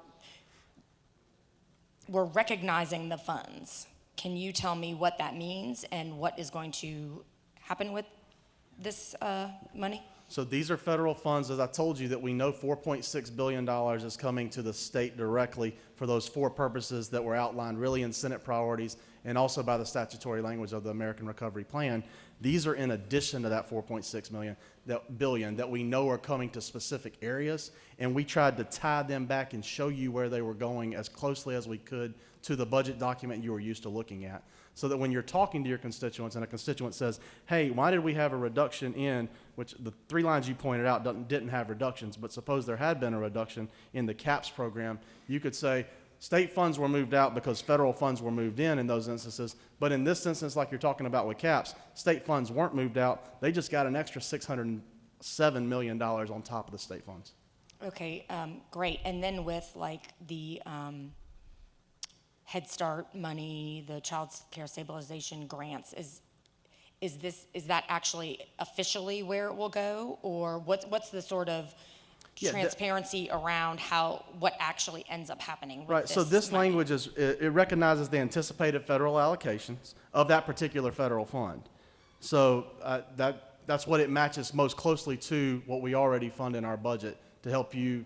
We were trying to provide as much transparency as we could. No, I appreciate that, and that's why I'm asking all these questions, so I understand it a little bit better. And so does that mean, Senator, that the governor will then have to make this final to change it from recognized to it being a line item for us in the supplemental next year? Well, I think actually slightly different than that, okay? So these funds we're expecting are going to flow down specifically from federal allocations, right? So they're coming straight to these agencies directly for child care services, et cetera.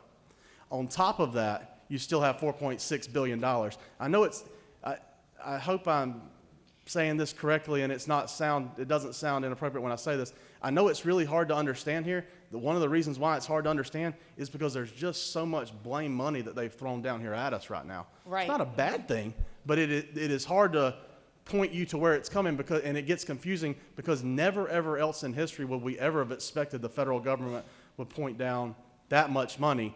They did, but then they did more. So we tried to recognize the specific funds that it was going to, but these are not reductions from the $4.6 billion that we've also already showed you. I understand. And so final question, I'm sure others have questions.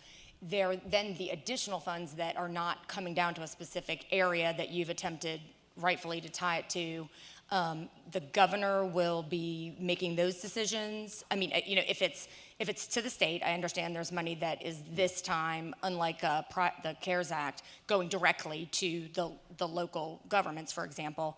So the governor will decide where we're putting the rest of it. Can you tell me a little bit about that and how that process will work? Sure. If you'll turn to section 168 rather. You'll see where we recognize the 4.6, I'll read out the number, $4,654,502 that we expect to be the state's allocation that's not otherwise allocated. And then we tried to give the A, B, C, D as to where we felt those dollars based upon your Senate request, not we as in Blake, we as in the Senate, where those should be directed. And those are two: responding to the public health emergency, providing essential performance pay for essential work during the COVID-19 pandemic, backfilling reductions in revenue where necessary, and for making necessary investments in water, sewer, and broadband infrastructure. And those, again, came off of the Senate request letters that you provided. Thank you. Chair recognizes the senator from the 6th for a question. Will the senator yield? Yes, ma'am. With respect to 168.1, you talked about the priorities that were laid out that came from the Senate body, the A, the B, the C, the D. They also match the federal enabling legislation. Okay. In terms of that, well, and that's interesting in terms of the enabling legislation, so maybe we get to that secondarily. In terms of these priorities of the Senate, does the governor have any obligation to honor these priorities? So, great question, Senator. Thank you. As the governor can disregard any language in the budget, or his veto pen in Georgia is strong, he could veto entire sections. That's correct. Okay, so with respect to that, and I believe everybody here knows, but the governor basically has complete control over the allocation of the $4.6 billion that's coming straight to the state government. And if you use that same analogy, he would have complete control over the $27 billion in the state budget, because he could red line veto any program. Yes, ma'am. With respect to that, though, we actually have some input. We pass the budget every year, correct? Yes, ma'am. Okay. One more question, or is he done? Oh, you That's can for the senator to answer. I just saw the red. So. Yeah. I'll certainly yield to another question. Last question. Okay. In terms of 83.1, the payments to the One Georgia Authority. Yes, ma'am.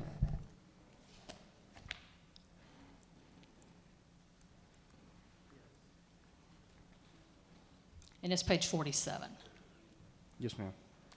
There's been an increase of $40 million given to this authority that's controlled by the governor, that really doesn't have any oversight or input with respect to this body. Can you tell me, with respect to, what is that supposed to be used for? Yes, ma'am. The purpose of this allocation was to fund a rural innovation fund. It was a request, it was one of the governor's priorities, and it would be exclusively for grants to rural communities, and it'd be more flexible than the EDGE and the equity grant programs that we currently have, which are tied to certain other things that seem to sometimes benefit more metro areas. So it would help with rural, spreading jobs in rural communities. But I do take issue with one of the things you said there, is when it goes to the One Georgia Fund, the One Georgia Fund has board members on it. One of them is the president of this body. The other is the president of the body across the hall, the speaker. It also has other various board members. So I do think we do have inclusion and oversight. In fact, we have a One Georgia Oversight Committee from this body, which I serve on as well. The senator's time in the well has expired. Thank you, Mr. President. I urge favorable consideration of the Senate Appropriations Committee substitute to House Bill 81. Chair recognizes the senator from the 6th to speak to the measure.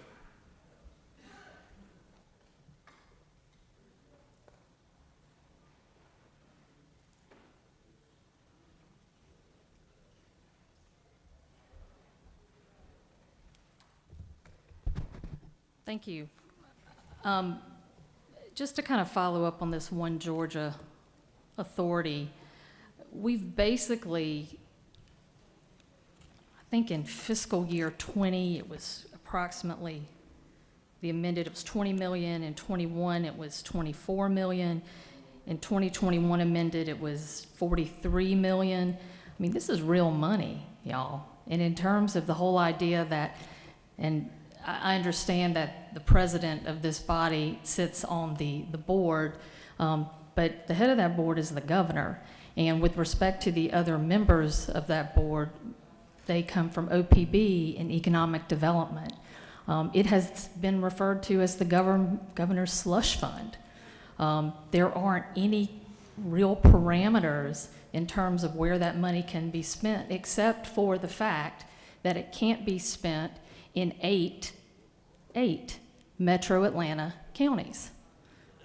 Okay, so 151 counties apparently are rural, and all of this money can be used for whatever, basically, you know, in terms of this authority just to kind of hand out.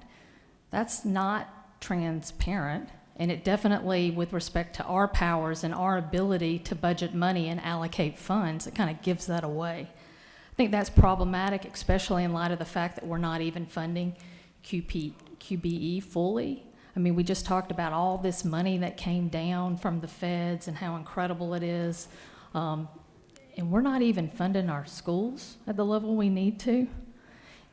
And then with respect to the American Relief Fund, the ability to expand Medicaid, and have that program covered for 2 years. We wouldn't even have to adjust the budget in terms of offsetting of costs because it doesn't cost us anything. Y'all, come on. This is ridiculous. We could cover 500 million people in this state. We could send money to rural hospitals. We could up health care provider reimbursement rates across this state. And we're not doing any of it. What an opportunity. Yeah, okay. Whether you think it's an okay idea to have the money come down from the feds or not, it's coming. But at least let's do the responsible thing by the people of this state and spend that money in a way that benefits them, that benefits our hospitals, our people, our providers. That's what we should be doing. That's what we should be doing, not allocating $40 million to a slush fund for the governor. I yield the well. Senator has yielded the well. The chair recognizes the senator from the 10th to speak to the measure.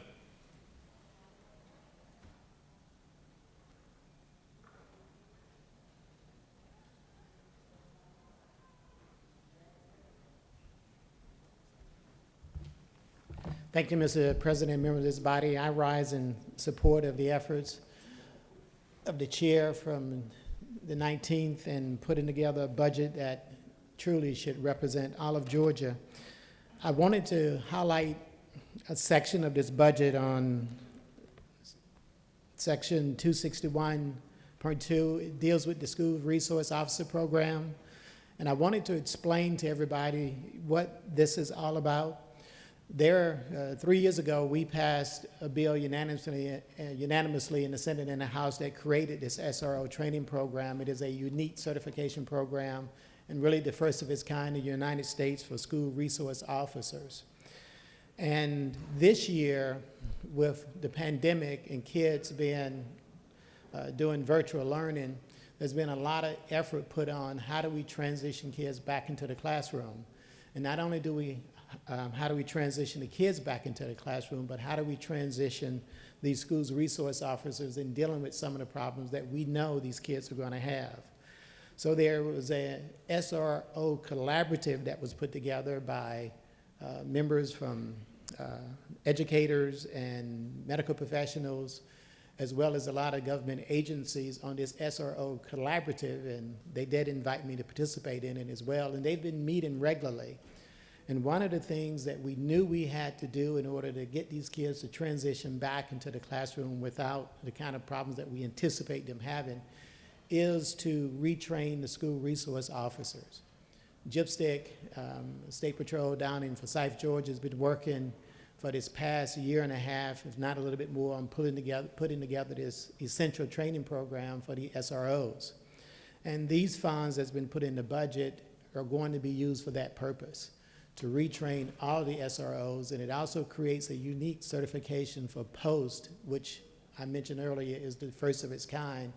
So we have in these funds an opportunity where the school resource officers, Highway Safety Patrol, and Police Officer Standards Training Commission are working together on creating this unique program in these resource officers that will be serving with our kids in all of these classrooms. So I just want to thank the chairman on putting together this budget and including these funds in here for an essential program. And I also want to thank the many members out there that's working on this collaborative on putting together this initiative on how do we transition our kids back into the classroom. Thank you, Mr. President, and I yield the well. Thank you, Senator. Does any other senator wish to speak for or against the measure? Chair sees none. The question is on the adoption of the committee substitute. Is there objection to adoption of the committee substitute? Chair hears none, and the committee substitute is adopted. Is there objection to agreeing to the report of the committee which is favorable to the passage of the bill? The chair hears none. The report of the committee is agreed to. Is there objection to the main question being ordered? The chair hears none, and the main question is ordered. Questions on the passage of the bill by substitute. All those in favor vote yea. Opposed, nay. The secretary will unlock the machine.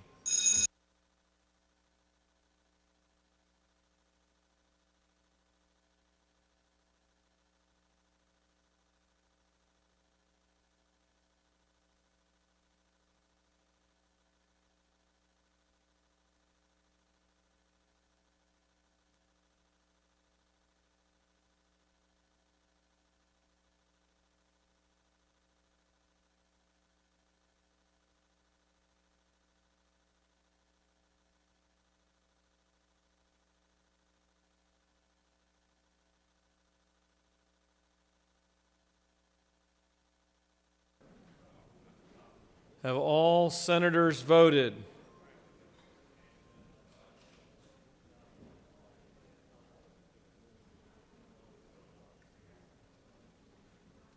Have all senators voted?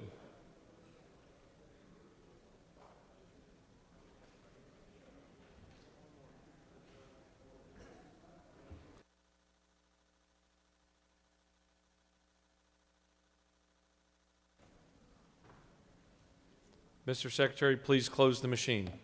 On the passage of the bill, the yeas are 54, the nays are 0. This bill, having received the requisite constitutional majority, is therefore passed by substitute.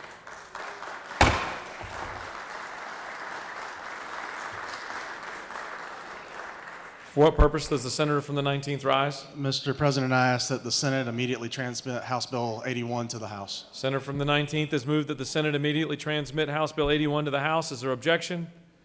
The chair hears none, and it is immediately transmitted. Mr. Secretary, can you please read the caption of House Bill 451?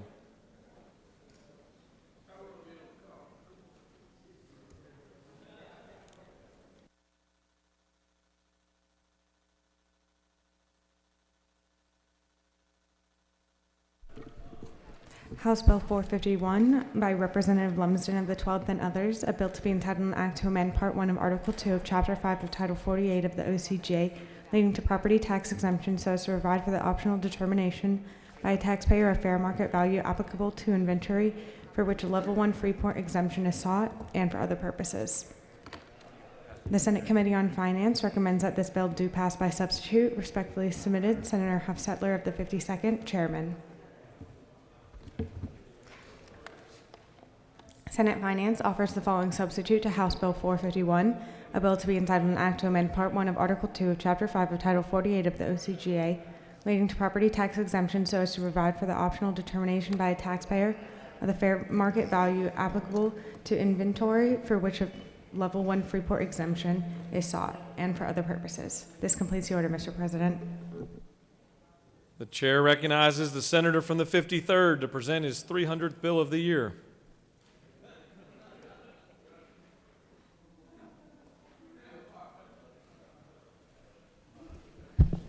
That's right, Mr. President. Thank you for having me. I bring you another great bill that reaches to the stars. How was that? Okay. Colleagues, I bring you shoot. And I said shoot. House Bill 451. 451. It comes from the Georgia Association of Manufacturers.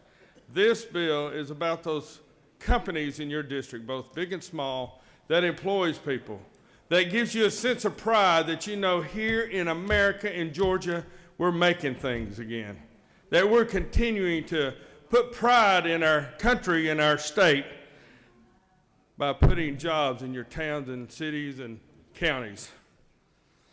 This is talking about the fair market on inventory, which is in Level 1 Freeport in a lot of your counties.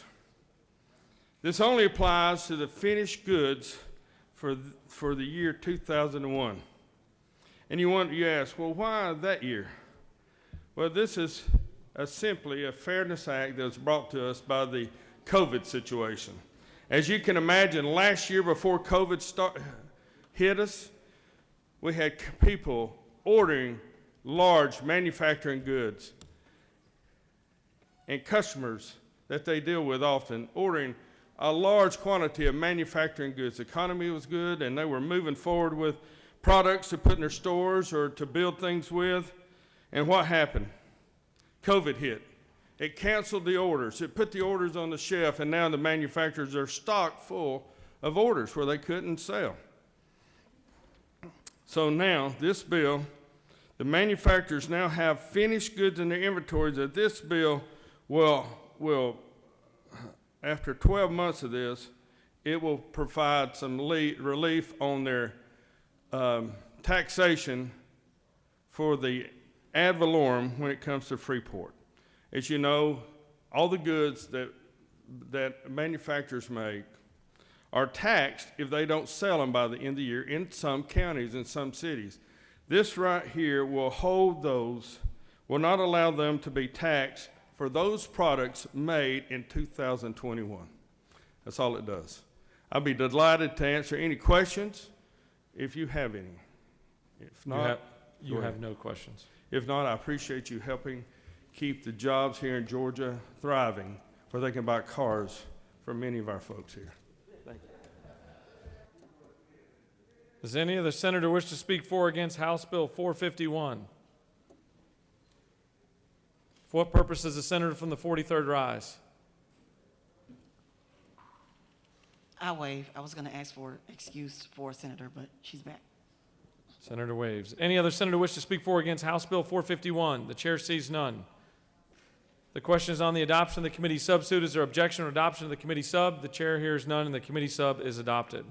Is there objection to agreeing to the report of the committee which is favorable to the passage of the bill? The chair hears none. The report of the committee is agreed to. Is there objection to the main question being ordered? The chair hears none. The main question is ordered.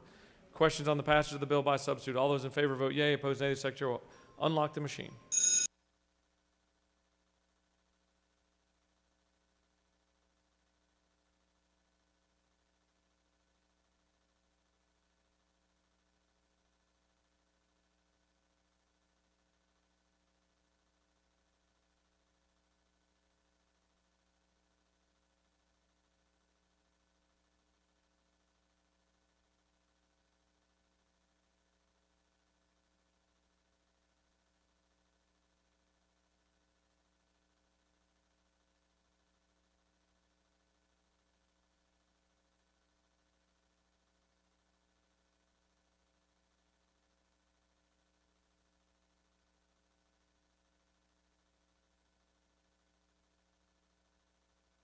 Have all senators voted? Mr. Secretary, please close the machine. On the passage of the bill, the yeas are 53, the nays are 0. This bill, having received the requisite constitutional majority, is therefore passed by substitute. Mr. Secretary, can you please read the caption to Senate Resolution 190?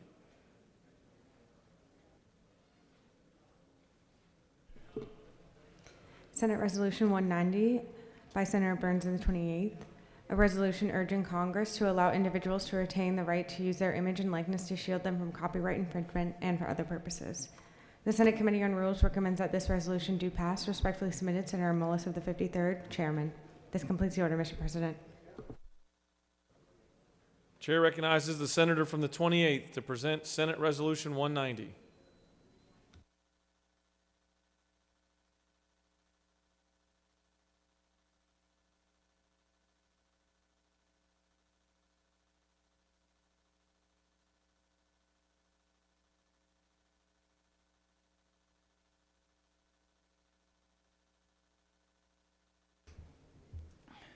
Thank you, Mr. President. Colleagues, today I bring you Senate Resolution 190. And Senate Resolution 190 really arose from an issue that happened in this very chamber. And it happened to one of my colleagues, one of y'all. And in fact, it was a member from, not from my party, but from the minority party. But I consider all y'all colleagues, I consider all y'all friends, and when I see a wrong, I'm going to try to make it right. And what we saw was we had a media outlet with special privileges allowed in this chamber that very few outlets have access to. In fact, most, maybe 2 or 3, are even allowed on the Senate floor. And they took a picture of our colleague. Our colleague, I don't, for full transparency, and my friend and colleague from the 26 has given me permission to share this with y'all. But his picture of himself was used in an online publication and an online campaign, and he got sued for using that likeness, or the organization, the association that used his likeness got sued. Again, a picture of himself, and with his permission, that photo was used, and they got sued over it. And I just, I think with today's technology and today's social media, I think it's long overdue for Congress to take a look at our copyright laws. And I appreciate all 51 members of this body that signed on to this resolution to encourage Congress to really dive in and really just update the copyright laws that we have on the books. And we'll be looking at them in this state as well to see what we can do to address these types of issues.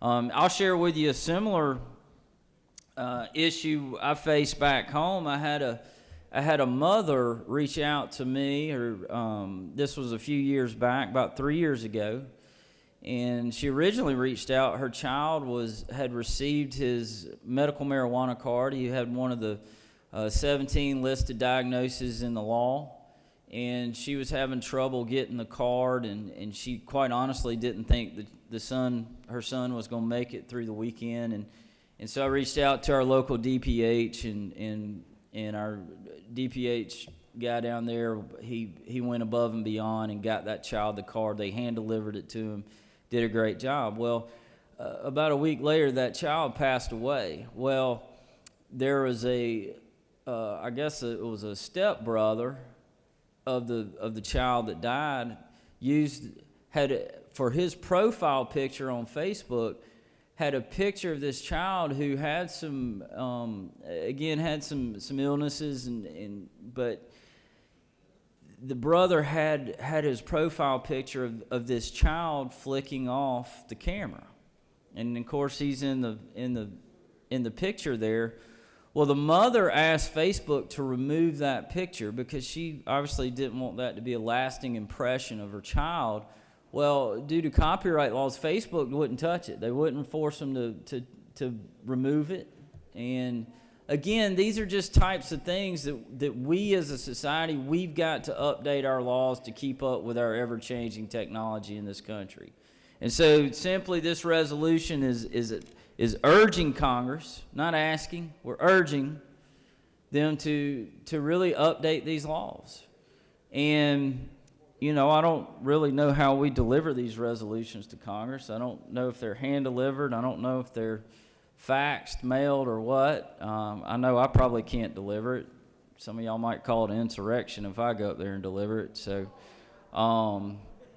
but either way, we're going to get them this urging resolution. So with that, I ask for your favorable consideration on Senate Resolution 190. I yield the well. Senator has yielded the well. Does any other senator wish to speak for or against the resolution? The chair sees none. Is there objection to agreeing to the report of the committee which is favorable to the adoption of the resolution? The chair hears none. The report of the committee is agreed to. Is there objection to the main question being ordered? The chair hears none and the main question is ordered. Question on the adoption of the resolution. All those in favor vote yea. Opposed, nay. The secretary will unlock the machine.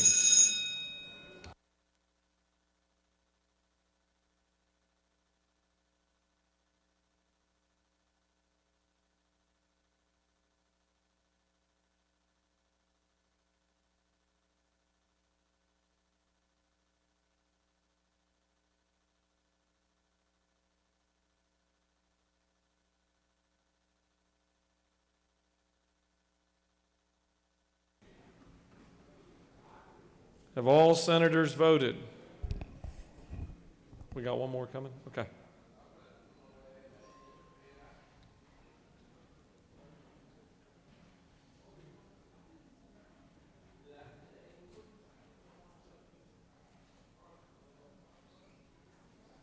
Have all senators voted?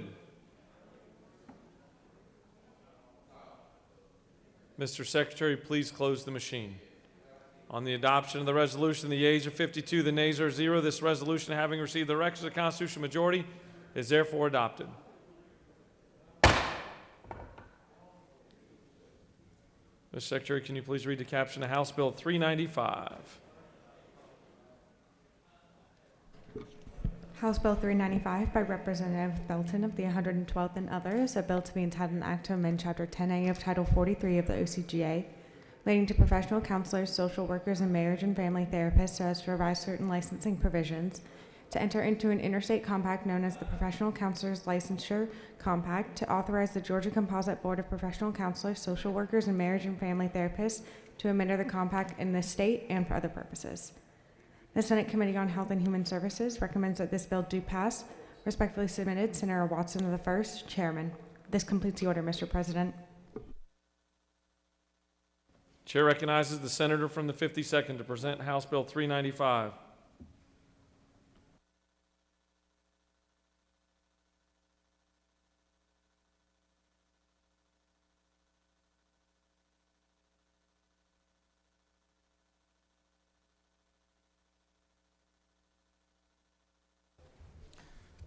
Thank you, Mr. President. We have had several compact bills come through, and in light of telehealth, telemedicine, it seems to be more important these days. This particular one, I know we had a licensed professional counselor that was a member of the Senate from the 13th until a year ago when he had passed away, but they perform a great service to our state. The Pentagon in particular has pushed for these sort of rules to help the spouses of military families when they move around to be able to immediately begin practicing. And we do have a large military base presence in this state.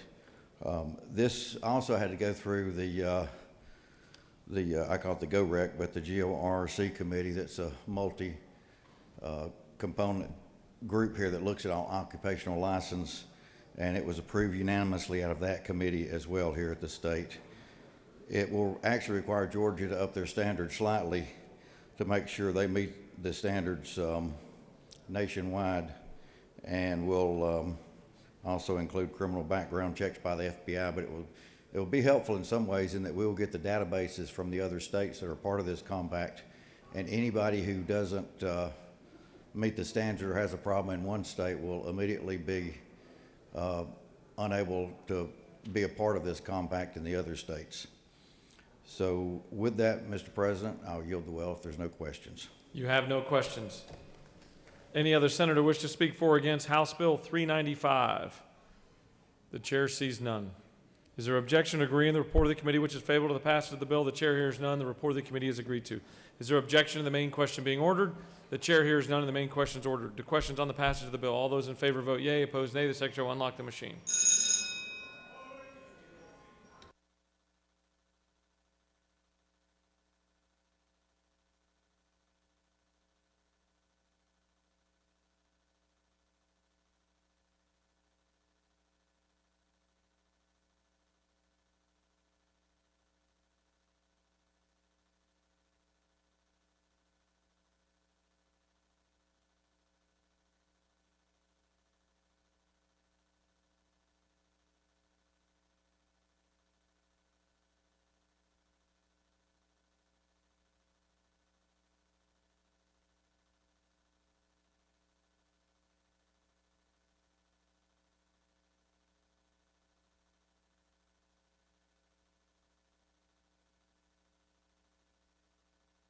Mr. Secretary, please close the machine. On the passage of the bill, the yeas are 53, the nays are 0. This bill, having received the requisite constitutional majority, is therefore passed.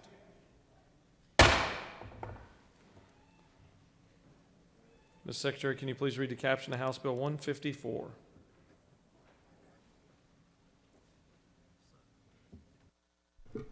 House Bill 154 by Representative Reeves of the 34th and others.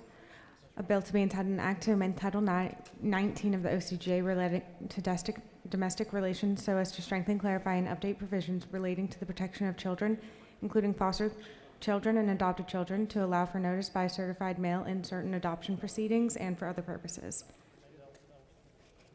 The Senate Committee on Judiciary recommends that this bill do pass by substitute. Respectfully submitted, Senator Strickland of the 17th, Chairman. Senate Judiciary offers the following substitute to House Bill 154, a bill to be entitled an act to amend Title 19 of the OCGA relating to domestic relations so as to strengthen, clarify, and update provisions relating to the protection of children, including foster and adopted children, to allow for notice by certain mail in certain adoption proceedings, to revise a provision relating to the surrender of a mother's parental rights, and for other purposes. This completes the order, Mr. President. The chair recognizes the rules chairman's roommate, the senator from the 50th, to present the measure.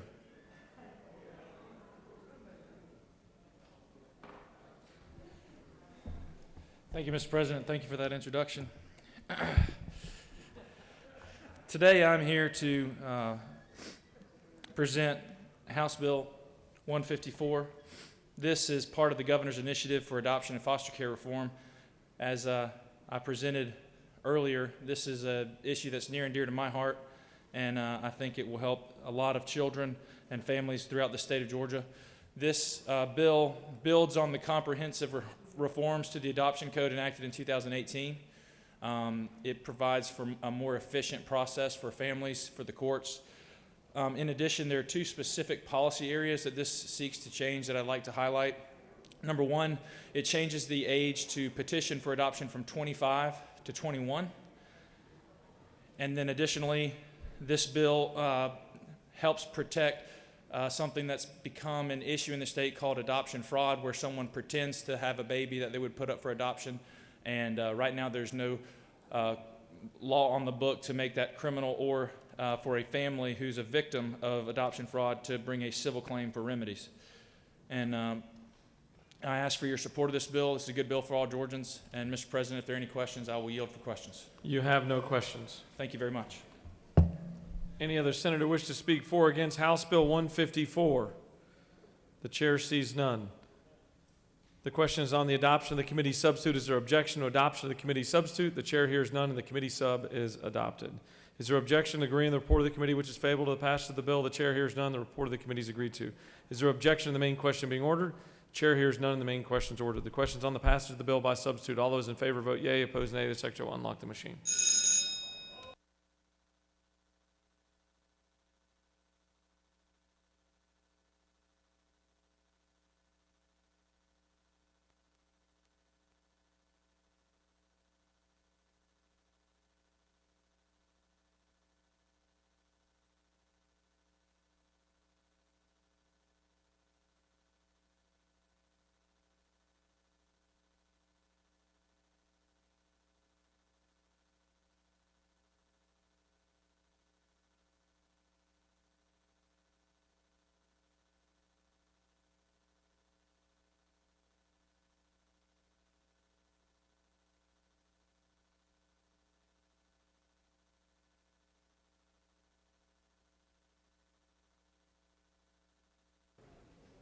Have all senators voted?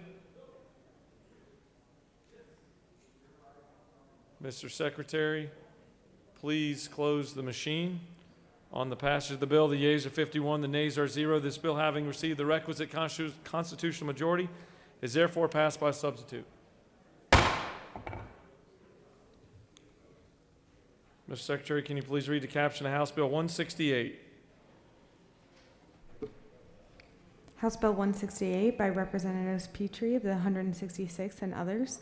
A bill to be entitled an act to amend Code Section 42-5-36 of the OCGA relating to confidentiality of information supplied by inmates, penalties for breach, classified nature of department investigation reports, confidentiality of certain identifying information, and custodians of records, so as to provide that certain information within inmate files of the Department of Corrections shall not be classified as confidential state secrets and for other purposes.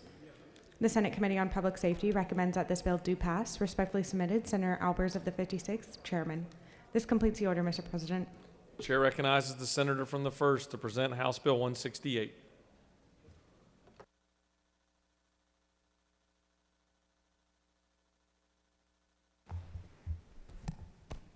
Thank you, Mr. President. This House Bill 168 originates from a unfortunate situation in Savannah, in which an inmate was paroled for a violent offense, and he followed his release with a rape of two Savannah State University students the same night. About a week or so later, he kidnapped, raped, and attempted murder of a registered nurse at Candler Hospital. And then he followed that up with kidnapping, rape, and murder in Port Wentworth, which is a suburb of Savannah, while her child was in the house and her husband was overseas serving our U.S. military. So it has been an issue in Savannah with other cases also.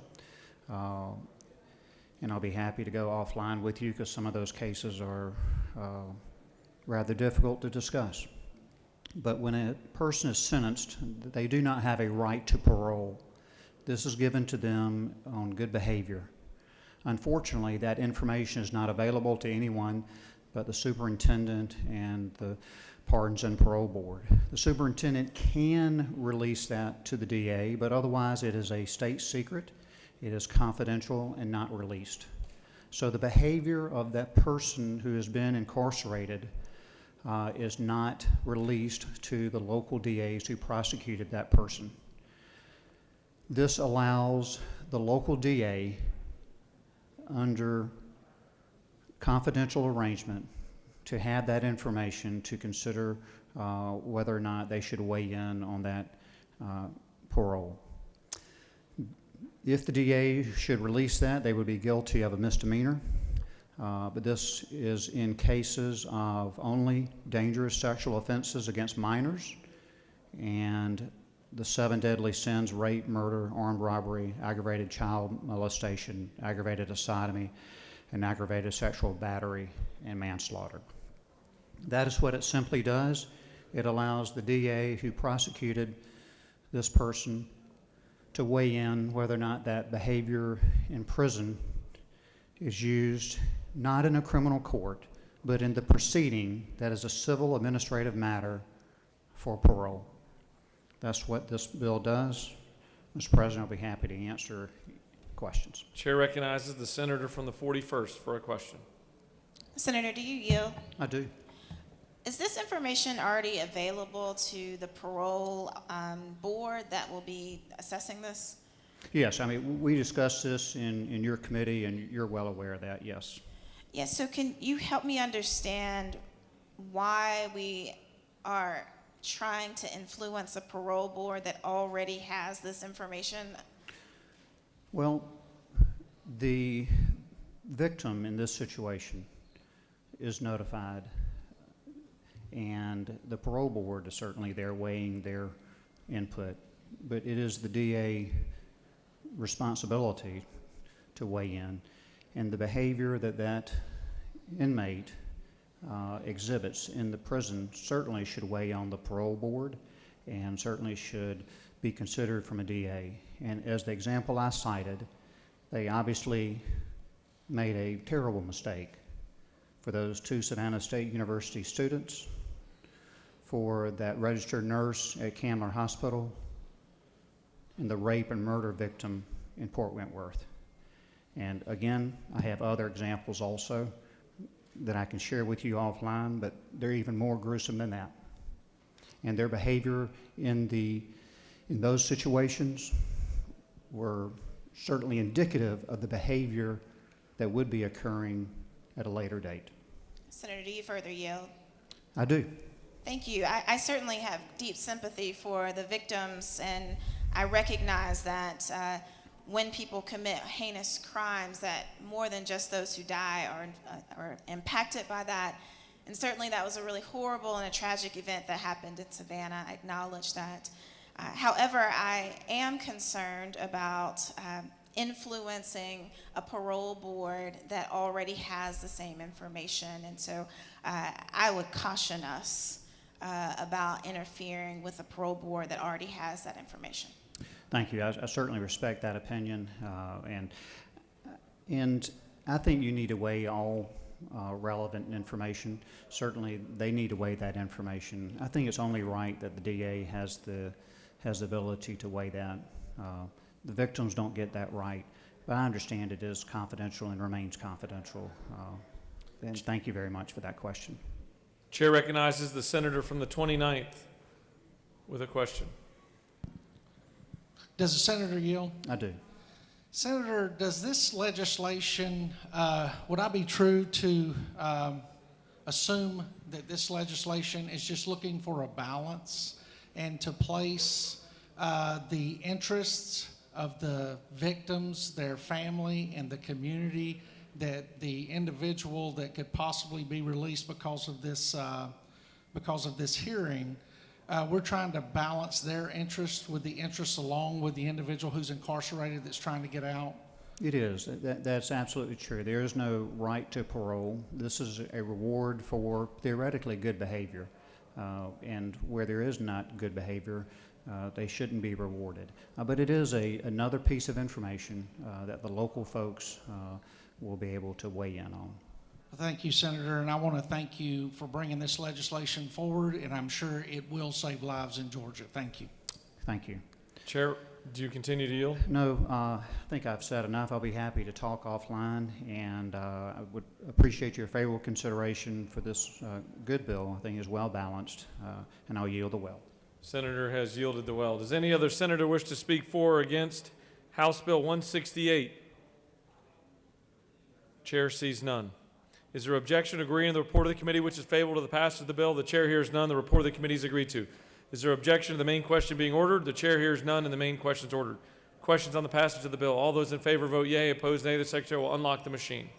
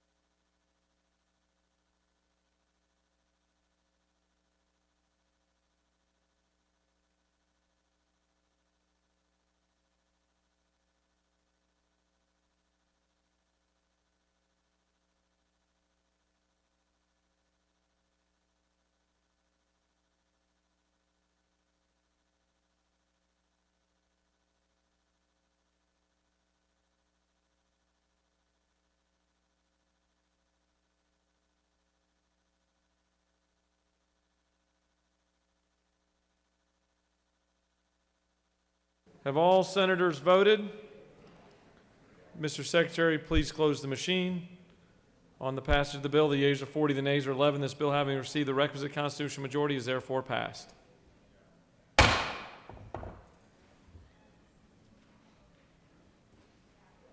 Mr. Secretary, can you please read the caption of House Bill 210?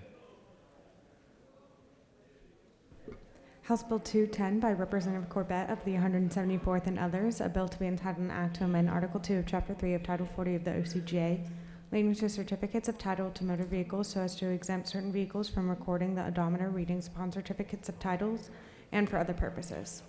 The Senate Committee on Transportation recommends that this bill do pass. Respectfully submitted, Senator Ginn of the 47th, Chairman. This completes the order, Mr. President. Chair recognizes the senator from the 25th to present House Bill 210. Thank you, Mr. President. I rise today to bring a heavy piece of legislation before you today, House Bill 210.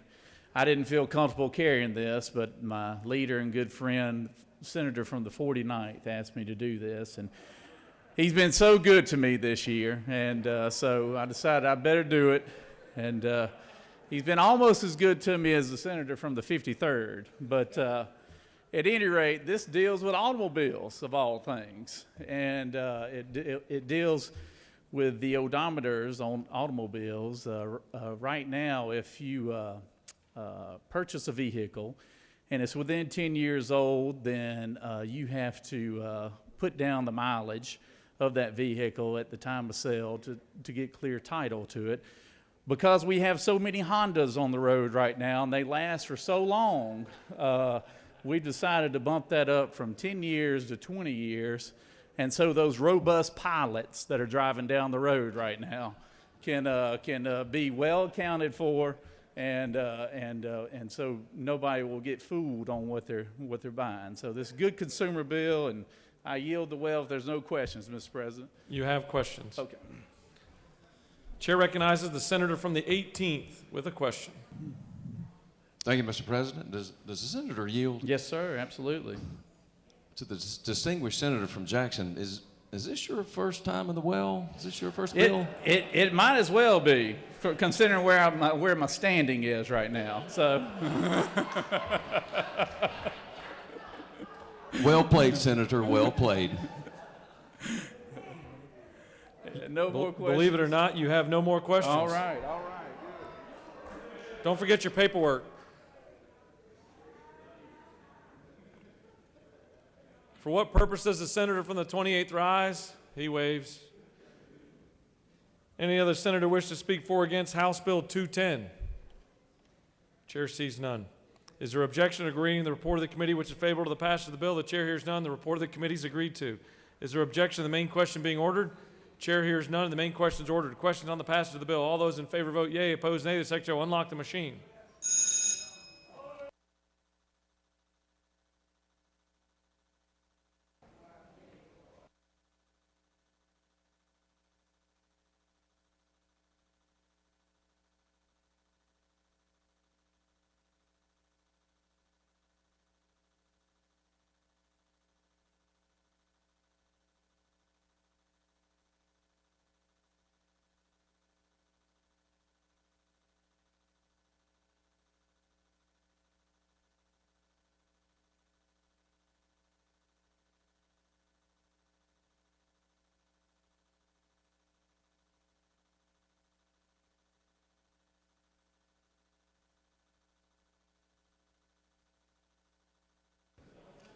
Have all senators voted?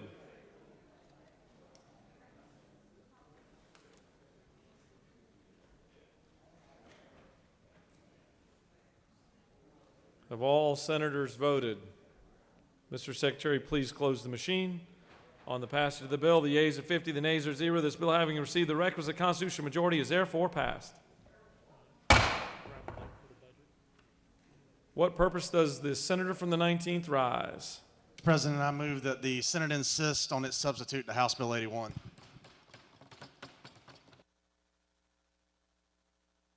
Mr. Secretary, will you please read the caption?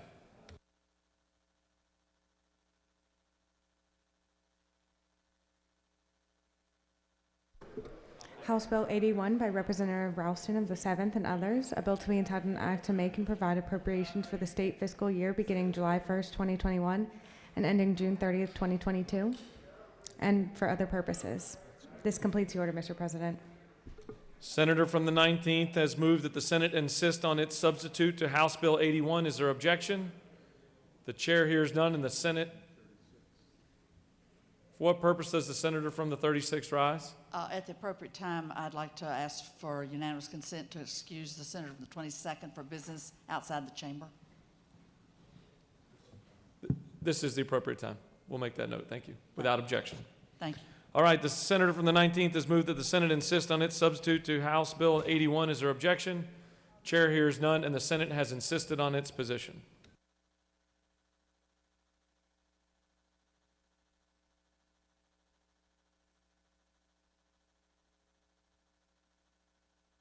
Chair recognizes the senator from the 32nd for a motion. Thank you, Mr. President. I move that the Senate agree to the House substitute to Senate Bill 4. Ms. Secretary, can you please read the caption?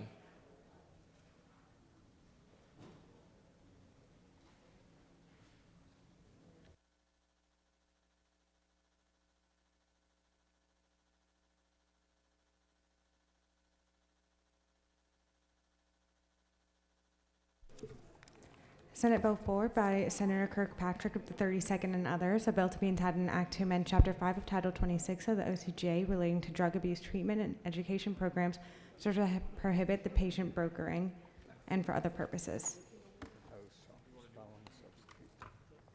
The House offers the following substitute to Senate Bill 4, a bill to be entitled an act to amend Chapter 5 of Title 26 of the OCGA relating to drug abuse treatment and education programs so as to prohibit patient brokering and for other purposes. This completes the order, Mr. President. The chair recognizes the senator from the 32nd to speak to her motion.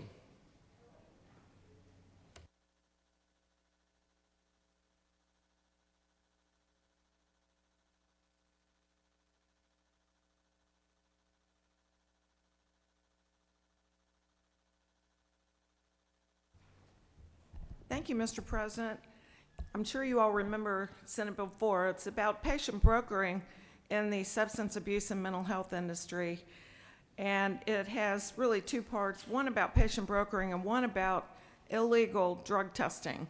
And the part that changed in the bill, and I missed this and had to fix it in their committee, is that most of these drug tests, and this is on line 153, are actually not blood tests, they're urine tests. And so that's the major change in the bill, and I would appreciate your favorable consideration. Thank you. You have no questions. Thank you. I yield the will. Does any other senator wish to speak for or against the motion? The chair sees none. The senator from the 32nd has moved that the Senate agree to the House substitute to Senate Bill 4. All those in favor of the motion vote yea. Opposed, nay. The secretary will unlock the machine.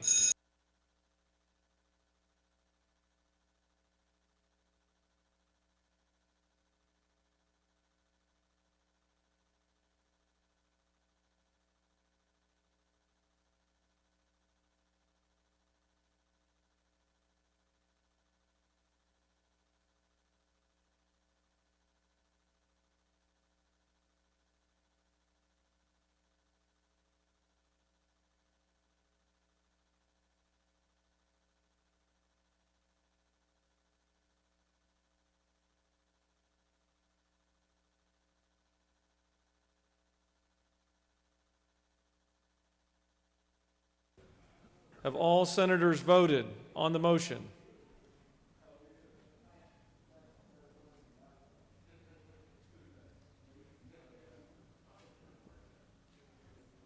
Have all senators voted?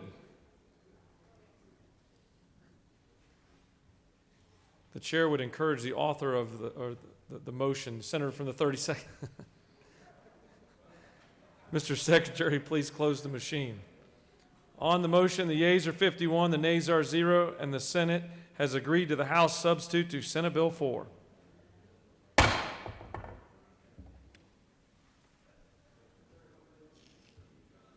Chair recognizes the senator from the 32nd for a motion. Thank you, Mr. President. I move that the Senate agree to the House substitute to Senate Bill 5. Mr. Secretary, can you please read the caption? Senate Bill 5 by Senators Kirkpatrick of the 32nd and others, a bill to be entitled an act to amend Title 43 of the OCGA relating to professions and businesses so as to provide patient protection measures for patients undergoing sedation in certain settings and for other purposes. The House offers the following substitute to Senate Bill 5, a bill to be entitled an act to amend Title 43 of the OCGA relating to professions and businesses so as to provide patient protection measures for patients undergoing sedation in certain settings and for other purposes. This completes the order, Mr. President. Chair recognizes the senator from the 32nd to speak to her motion.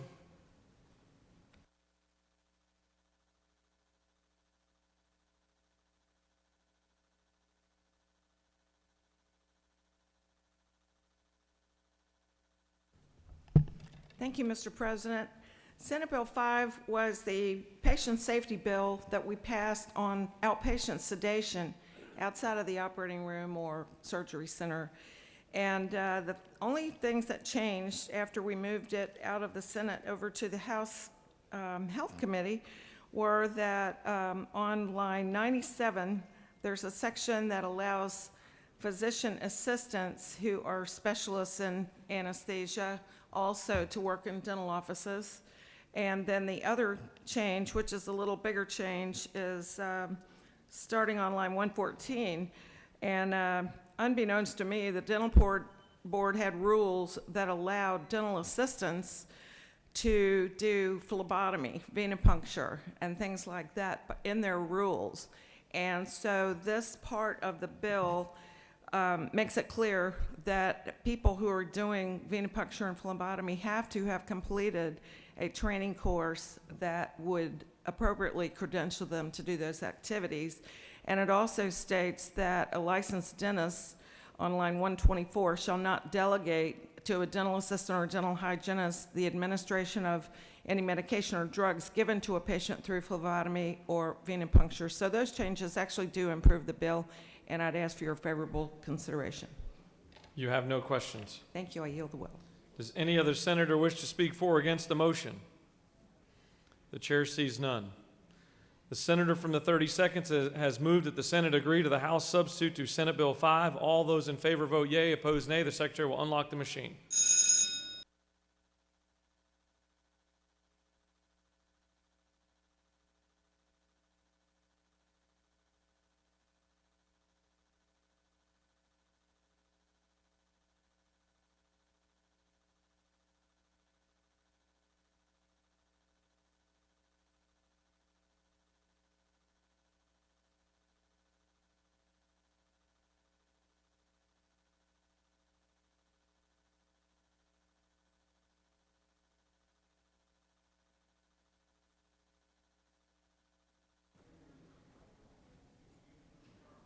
Have all senators voted? Mr. Secretary, please close the machine. On the motion, the yeas are 52, the nays are 0, and the Senate has agreed to the House substitute to Senate Bill 5.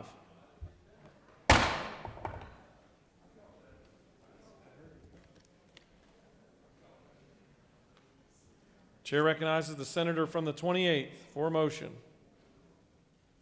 Thank you, Mr. President. I move that the Senate agree to the House substitute for Senate Bill 32. Mr. Secretary, can you please read the caption?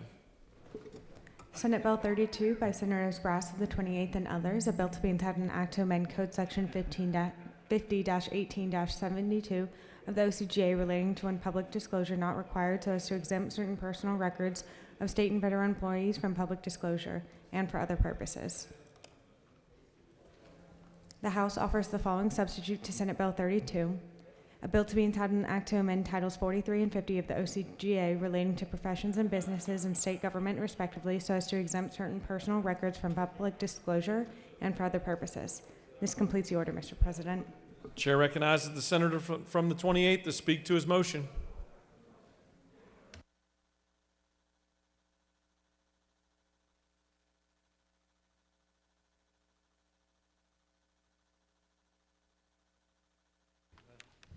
Thank you, Mr. President. Colleagues, I'm going to try to behave on this bill.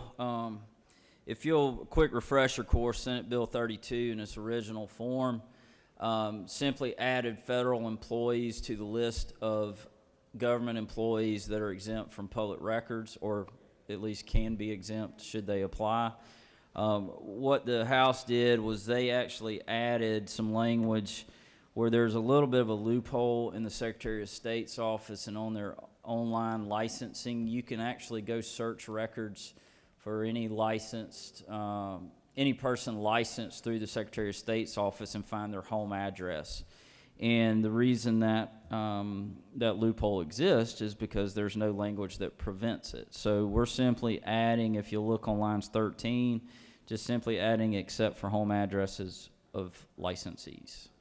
With that, I'll yield for questions. You have no questions. Thank you. I urge your favorable consideration for SB 32. Does any other senator wish to speak for or against the motion? The chair sees none. Senator from the 28th has moved that the Senate agree to the House substitute to Senate Bill 32. All those in favor vote yea, opposed nay. The Secretary will unlock the machine.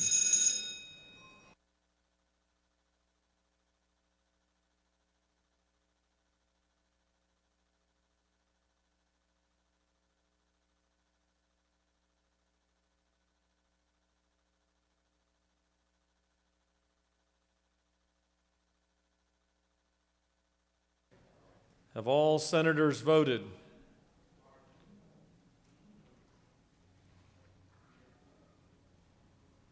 Mr. Secretary, please close the machine. On the motion, the yeas are 52, the nays are 0, and the Senate has agreed to the House substitute to Senate Bill 32.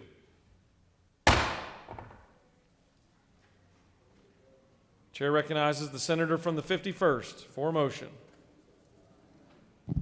Mr. President, I move that we agree to the House substitute to SB 159. Ms. Secretary, can you please read the caption?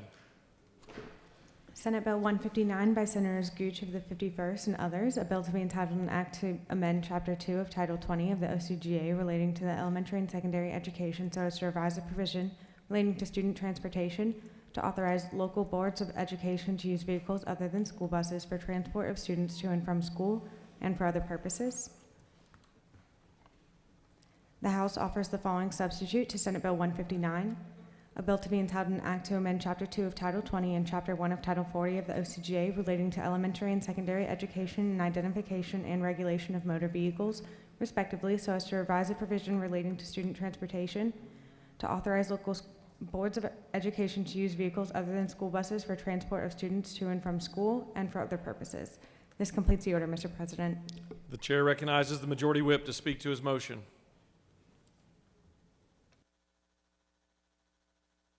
Thank you, Mr. President.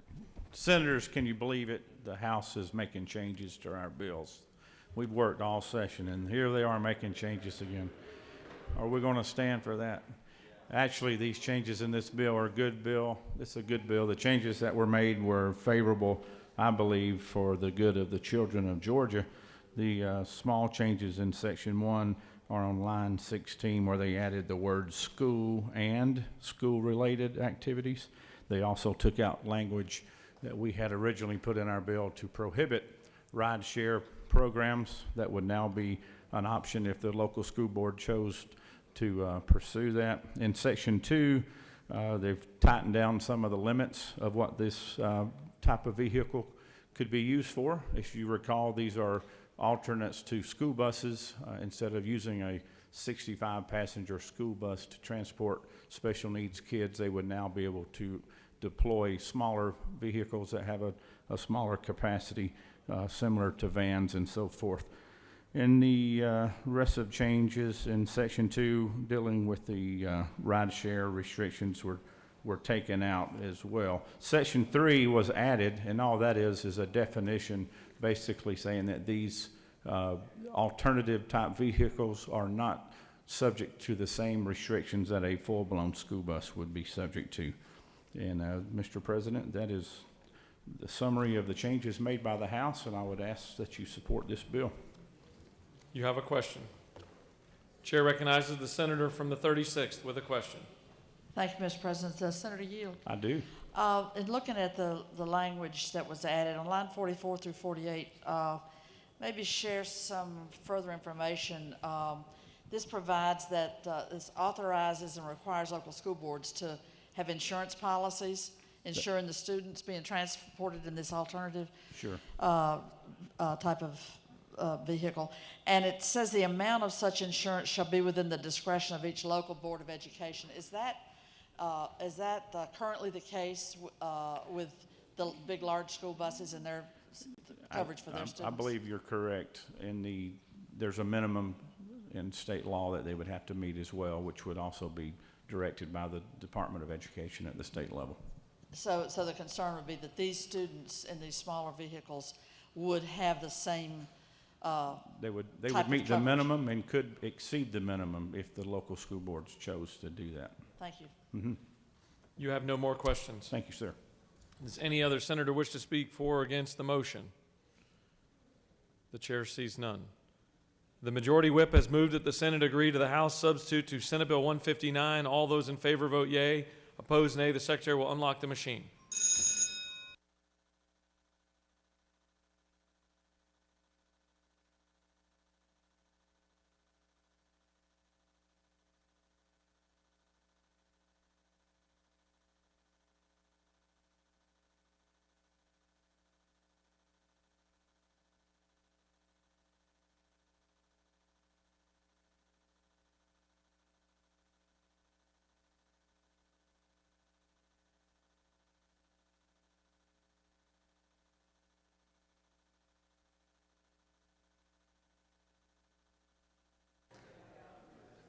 Have all senators voted?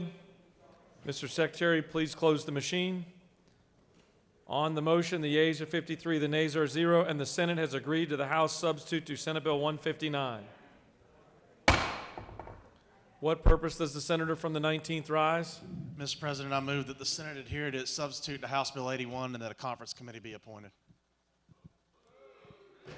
Senator from the 19th has moved that the Senate adhere to its substitute to House Bill 81 and that a conference committee be appointed. Is there objection?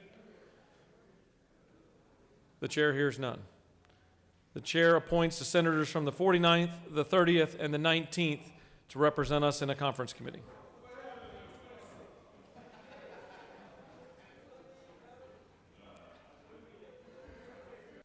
Wasn't expecting that reaction. It's 2 years. Before we move on with our adjournment, I want to make a quick note here. Actually, not a quick note. I want to take some time to thank some people that make us look much better and be better prepared than we all deserve, and that's all the staff members that are around us. A lot of times we wait till the final days to do this, but certainly I want these folks to have some recognition outside of the chaos of sine die, and just a couple of different groups of folks that I want to mention and thank for their service. One is we passed a budget today, and that budget would not be possible without Melody, Brent, and the entire budget office and the great work that they do.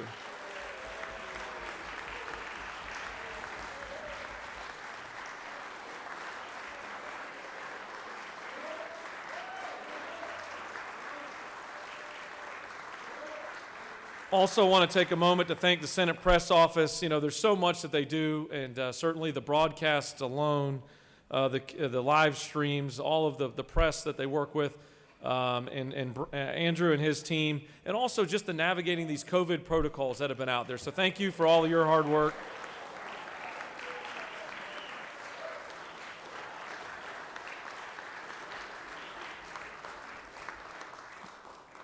And want to thank the brains behind the operation here, the Senate Research Office, and all the great work that they do. Elizabeth and her entire team as they continue to pour through countless hours and inches of documents to help make sure that we're prepared to answer the tough questions. So thank them and all of their great work. And all of us deserve, especially me and our office, deserve a debt of gratitude to Secretary Cook and his entire team over here as they continue to make this run way so smoothly.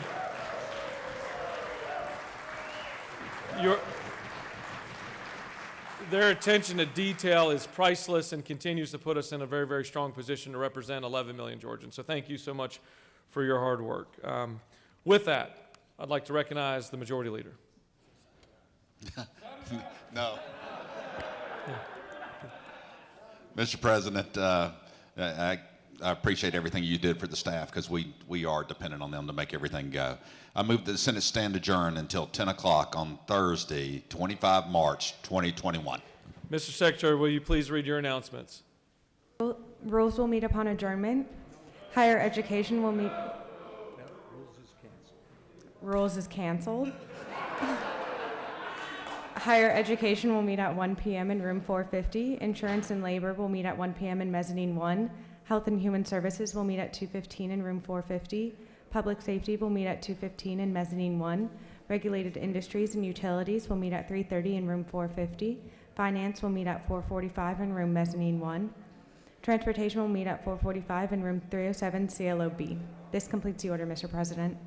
Chair recognizes the senator from the 32nd to introduce our Doctor of the Day.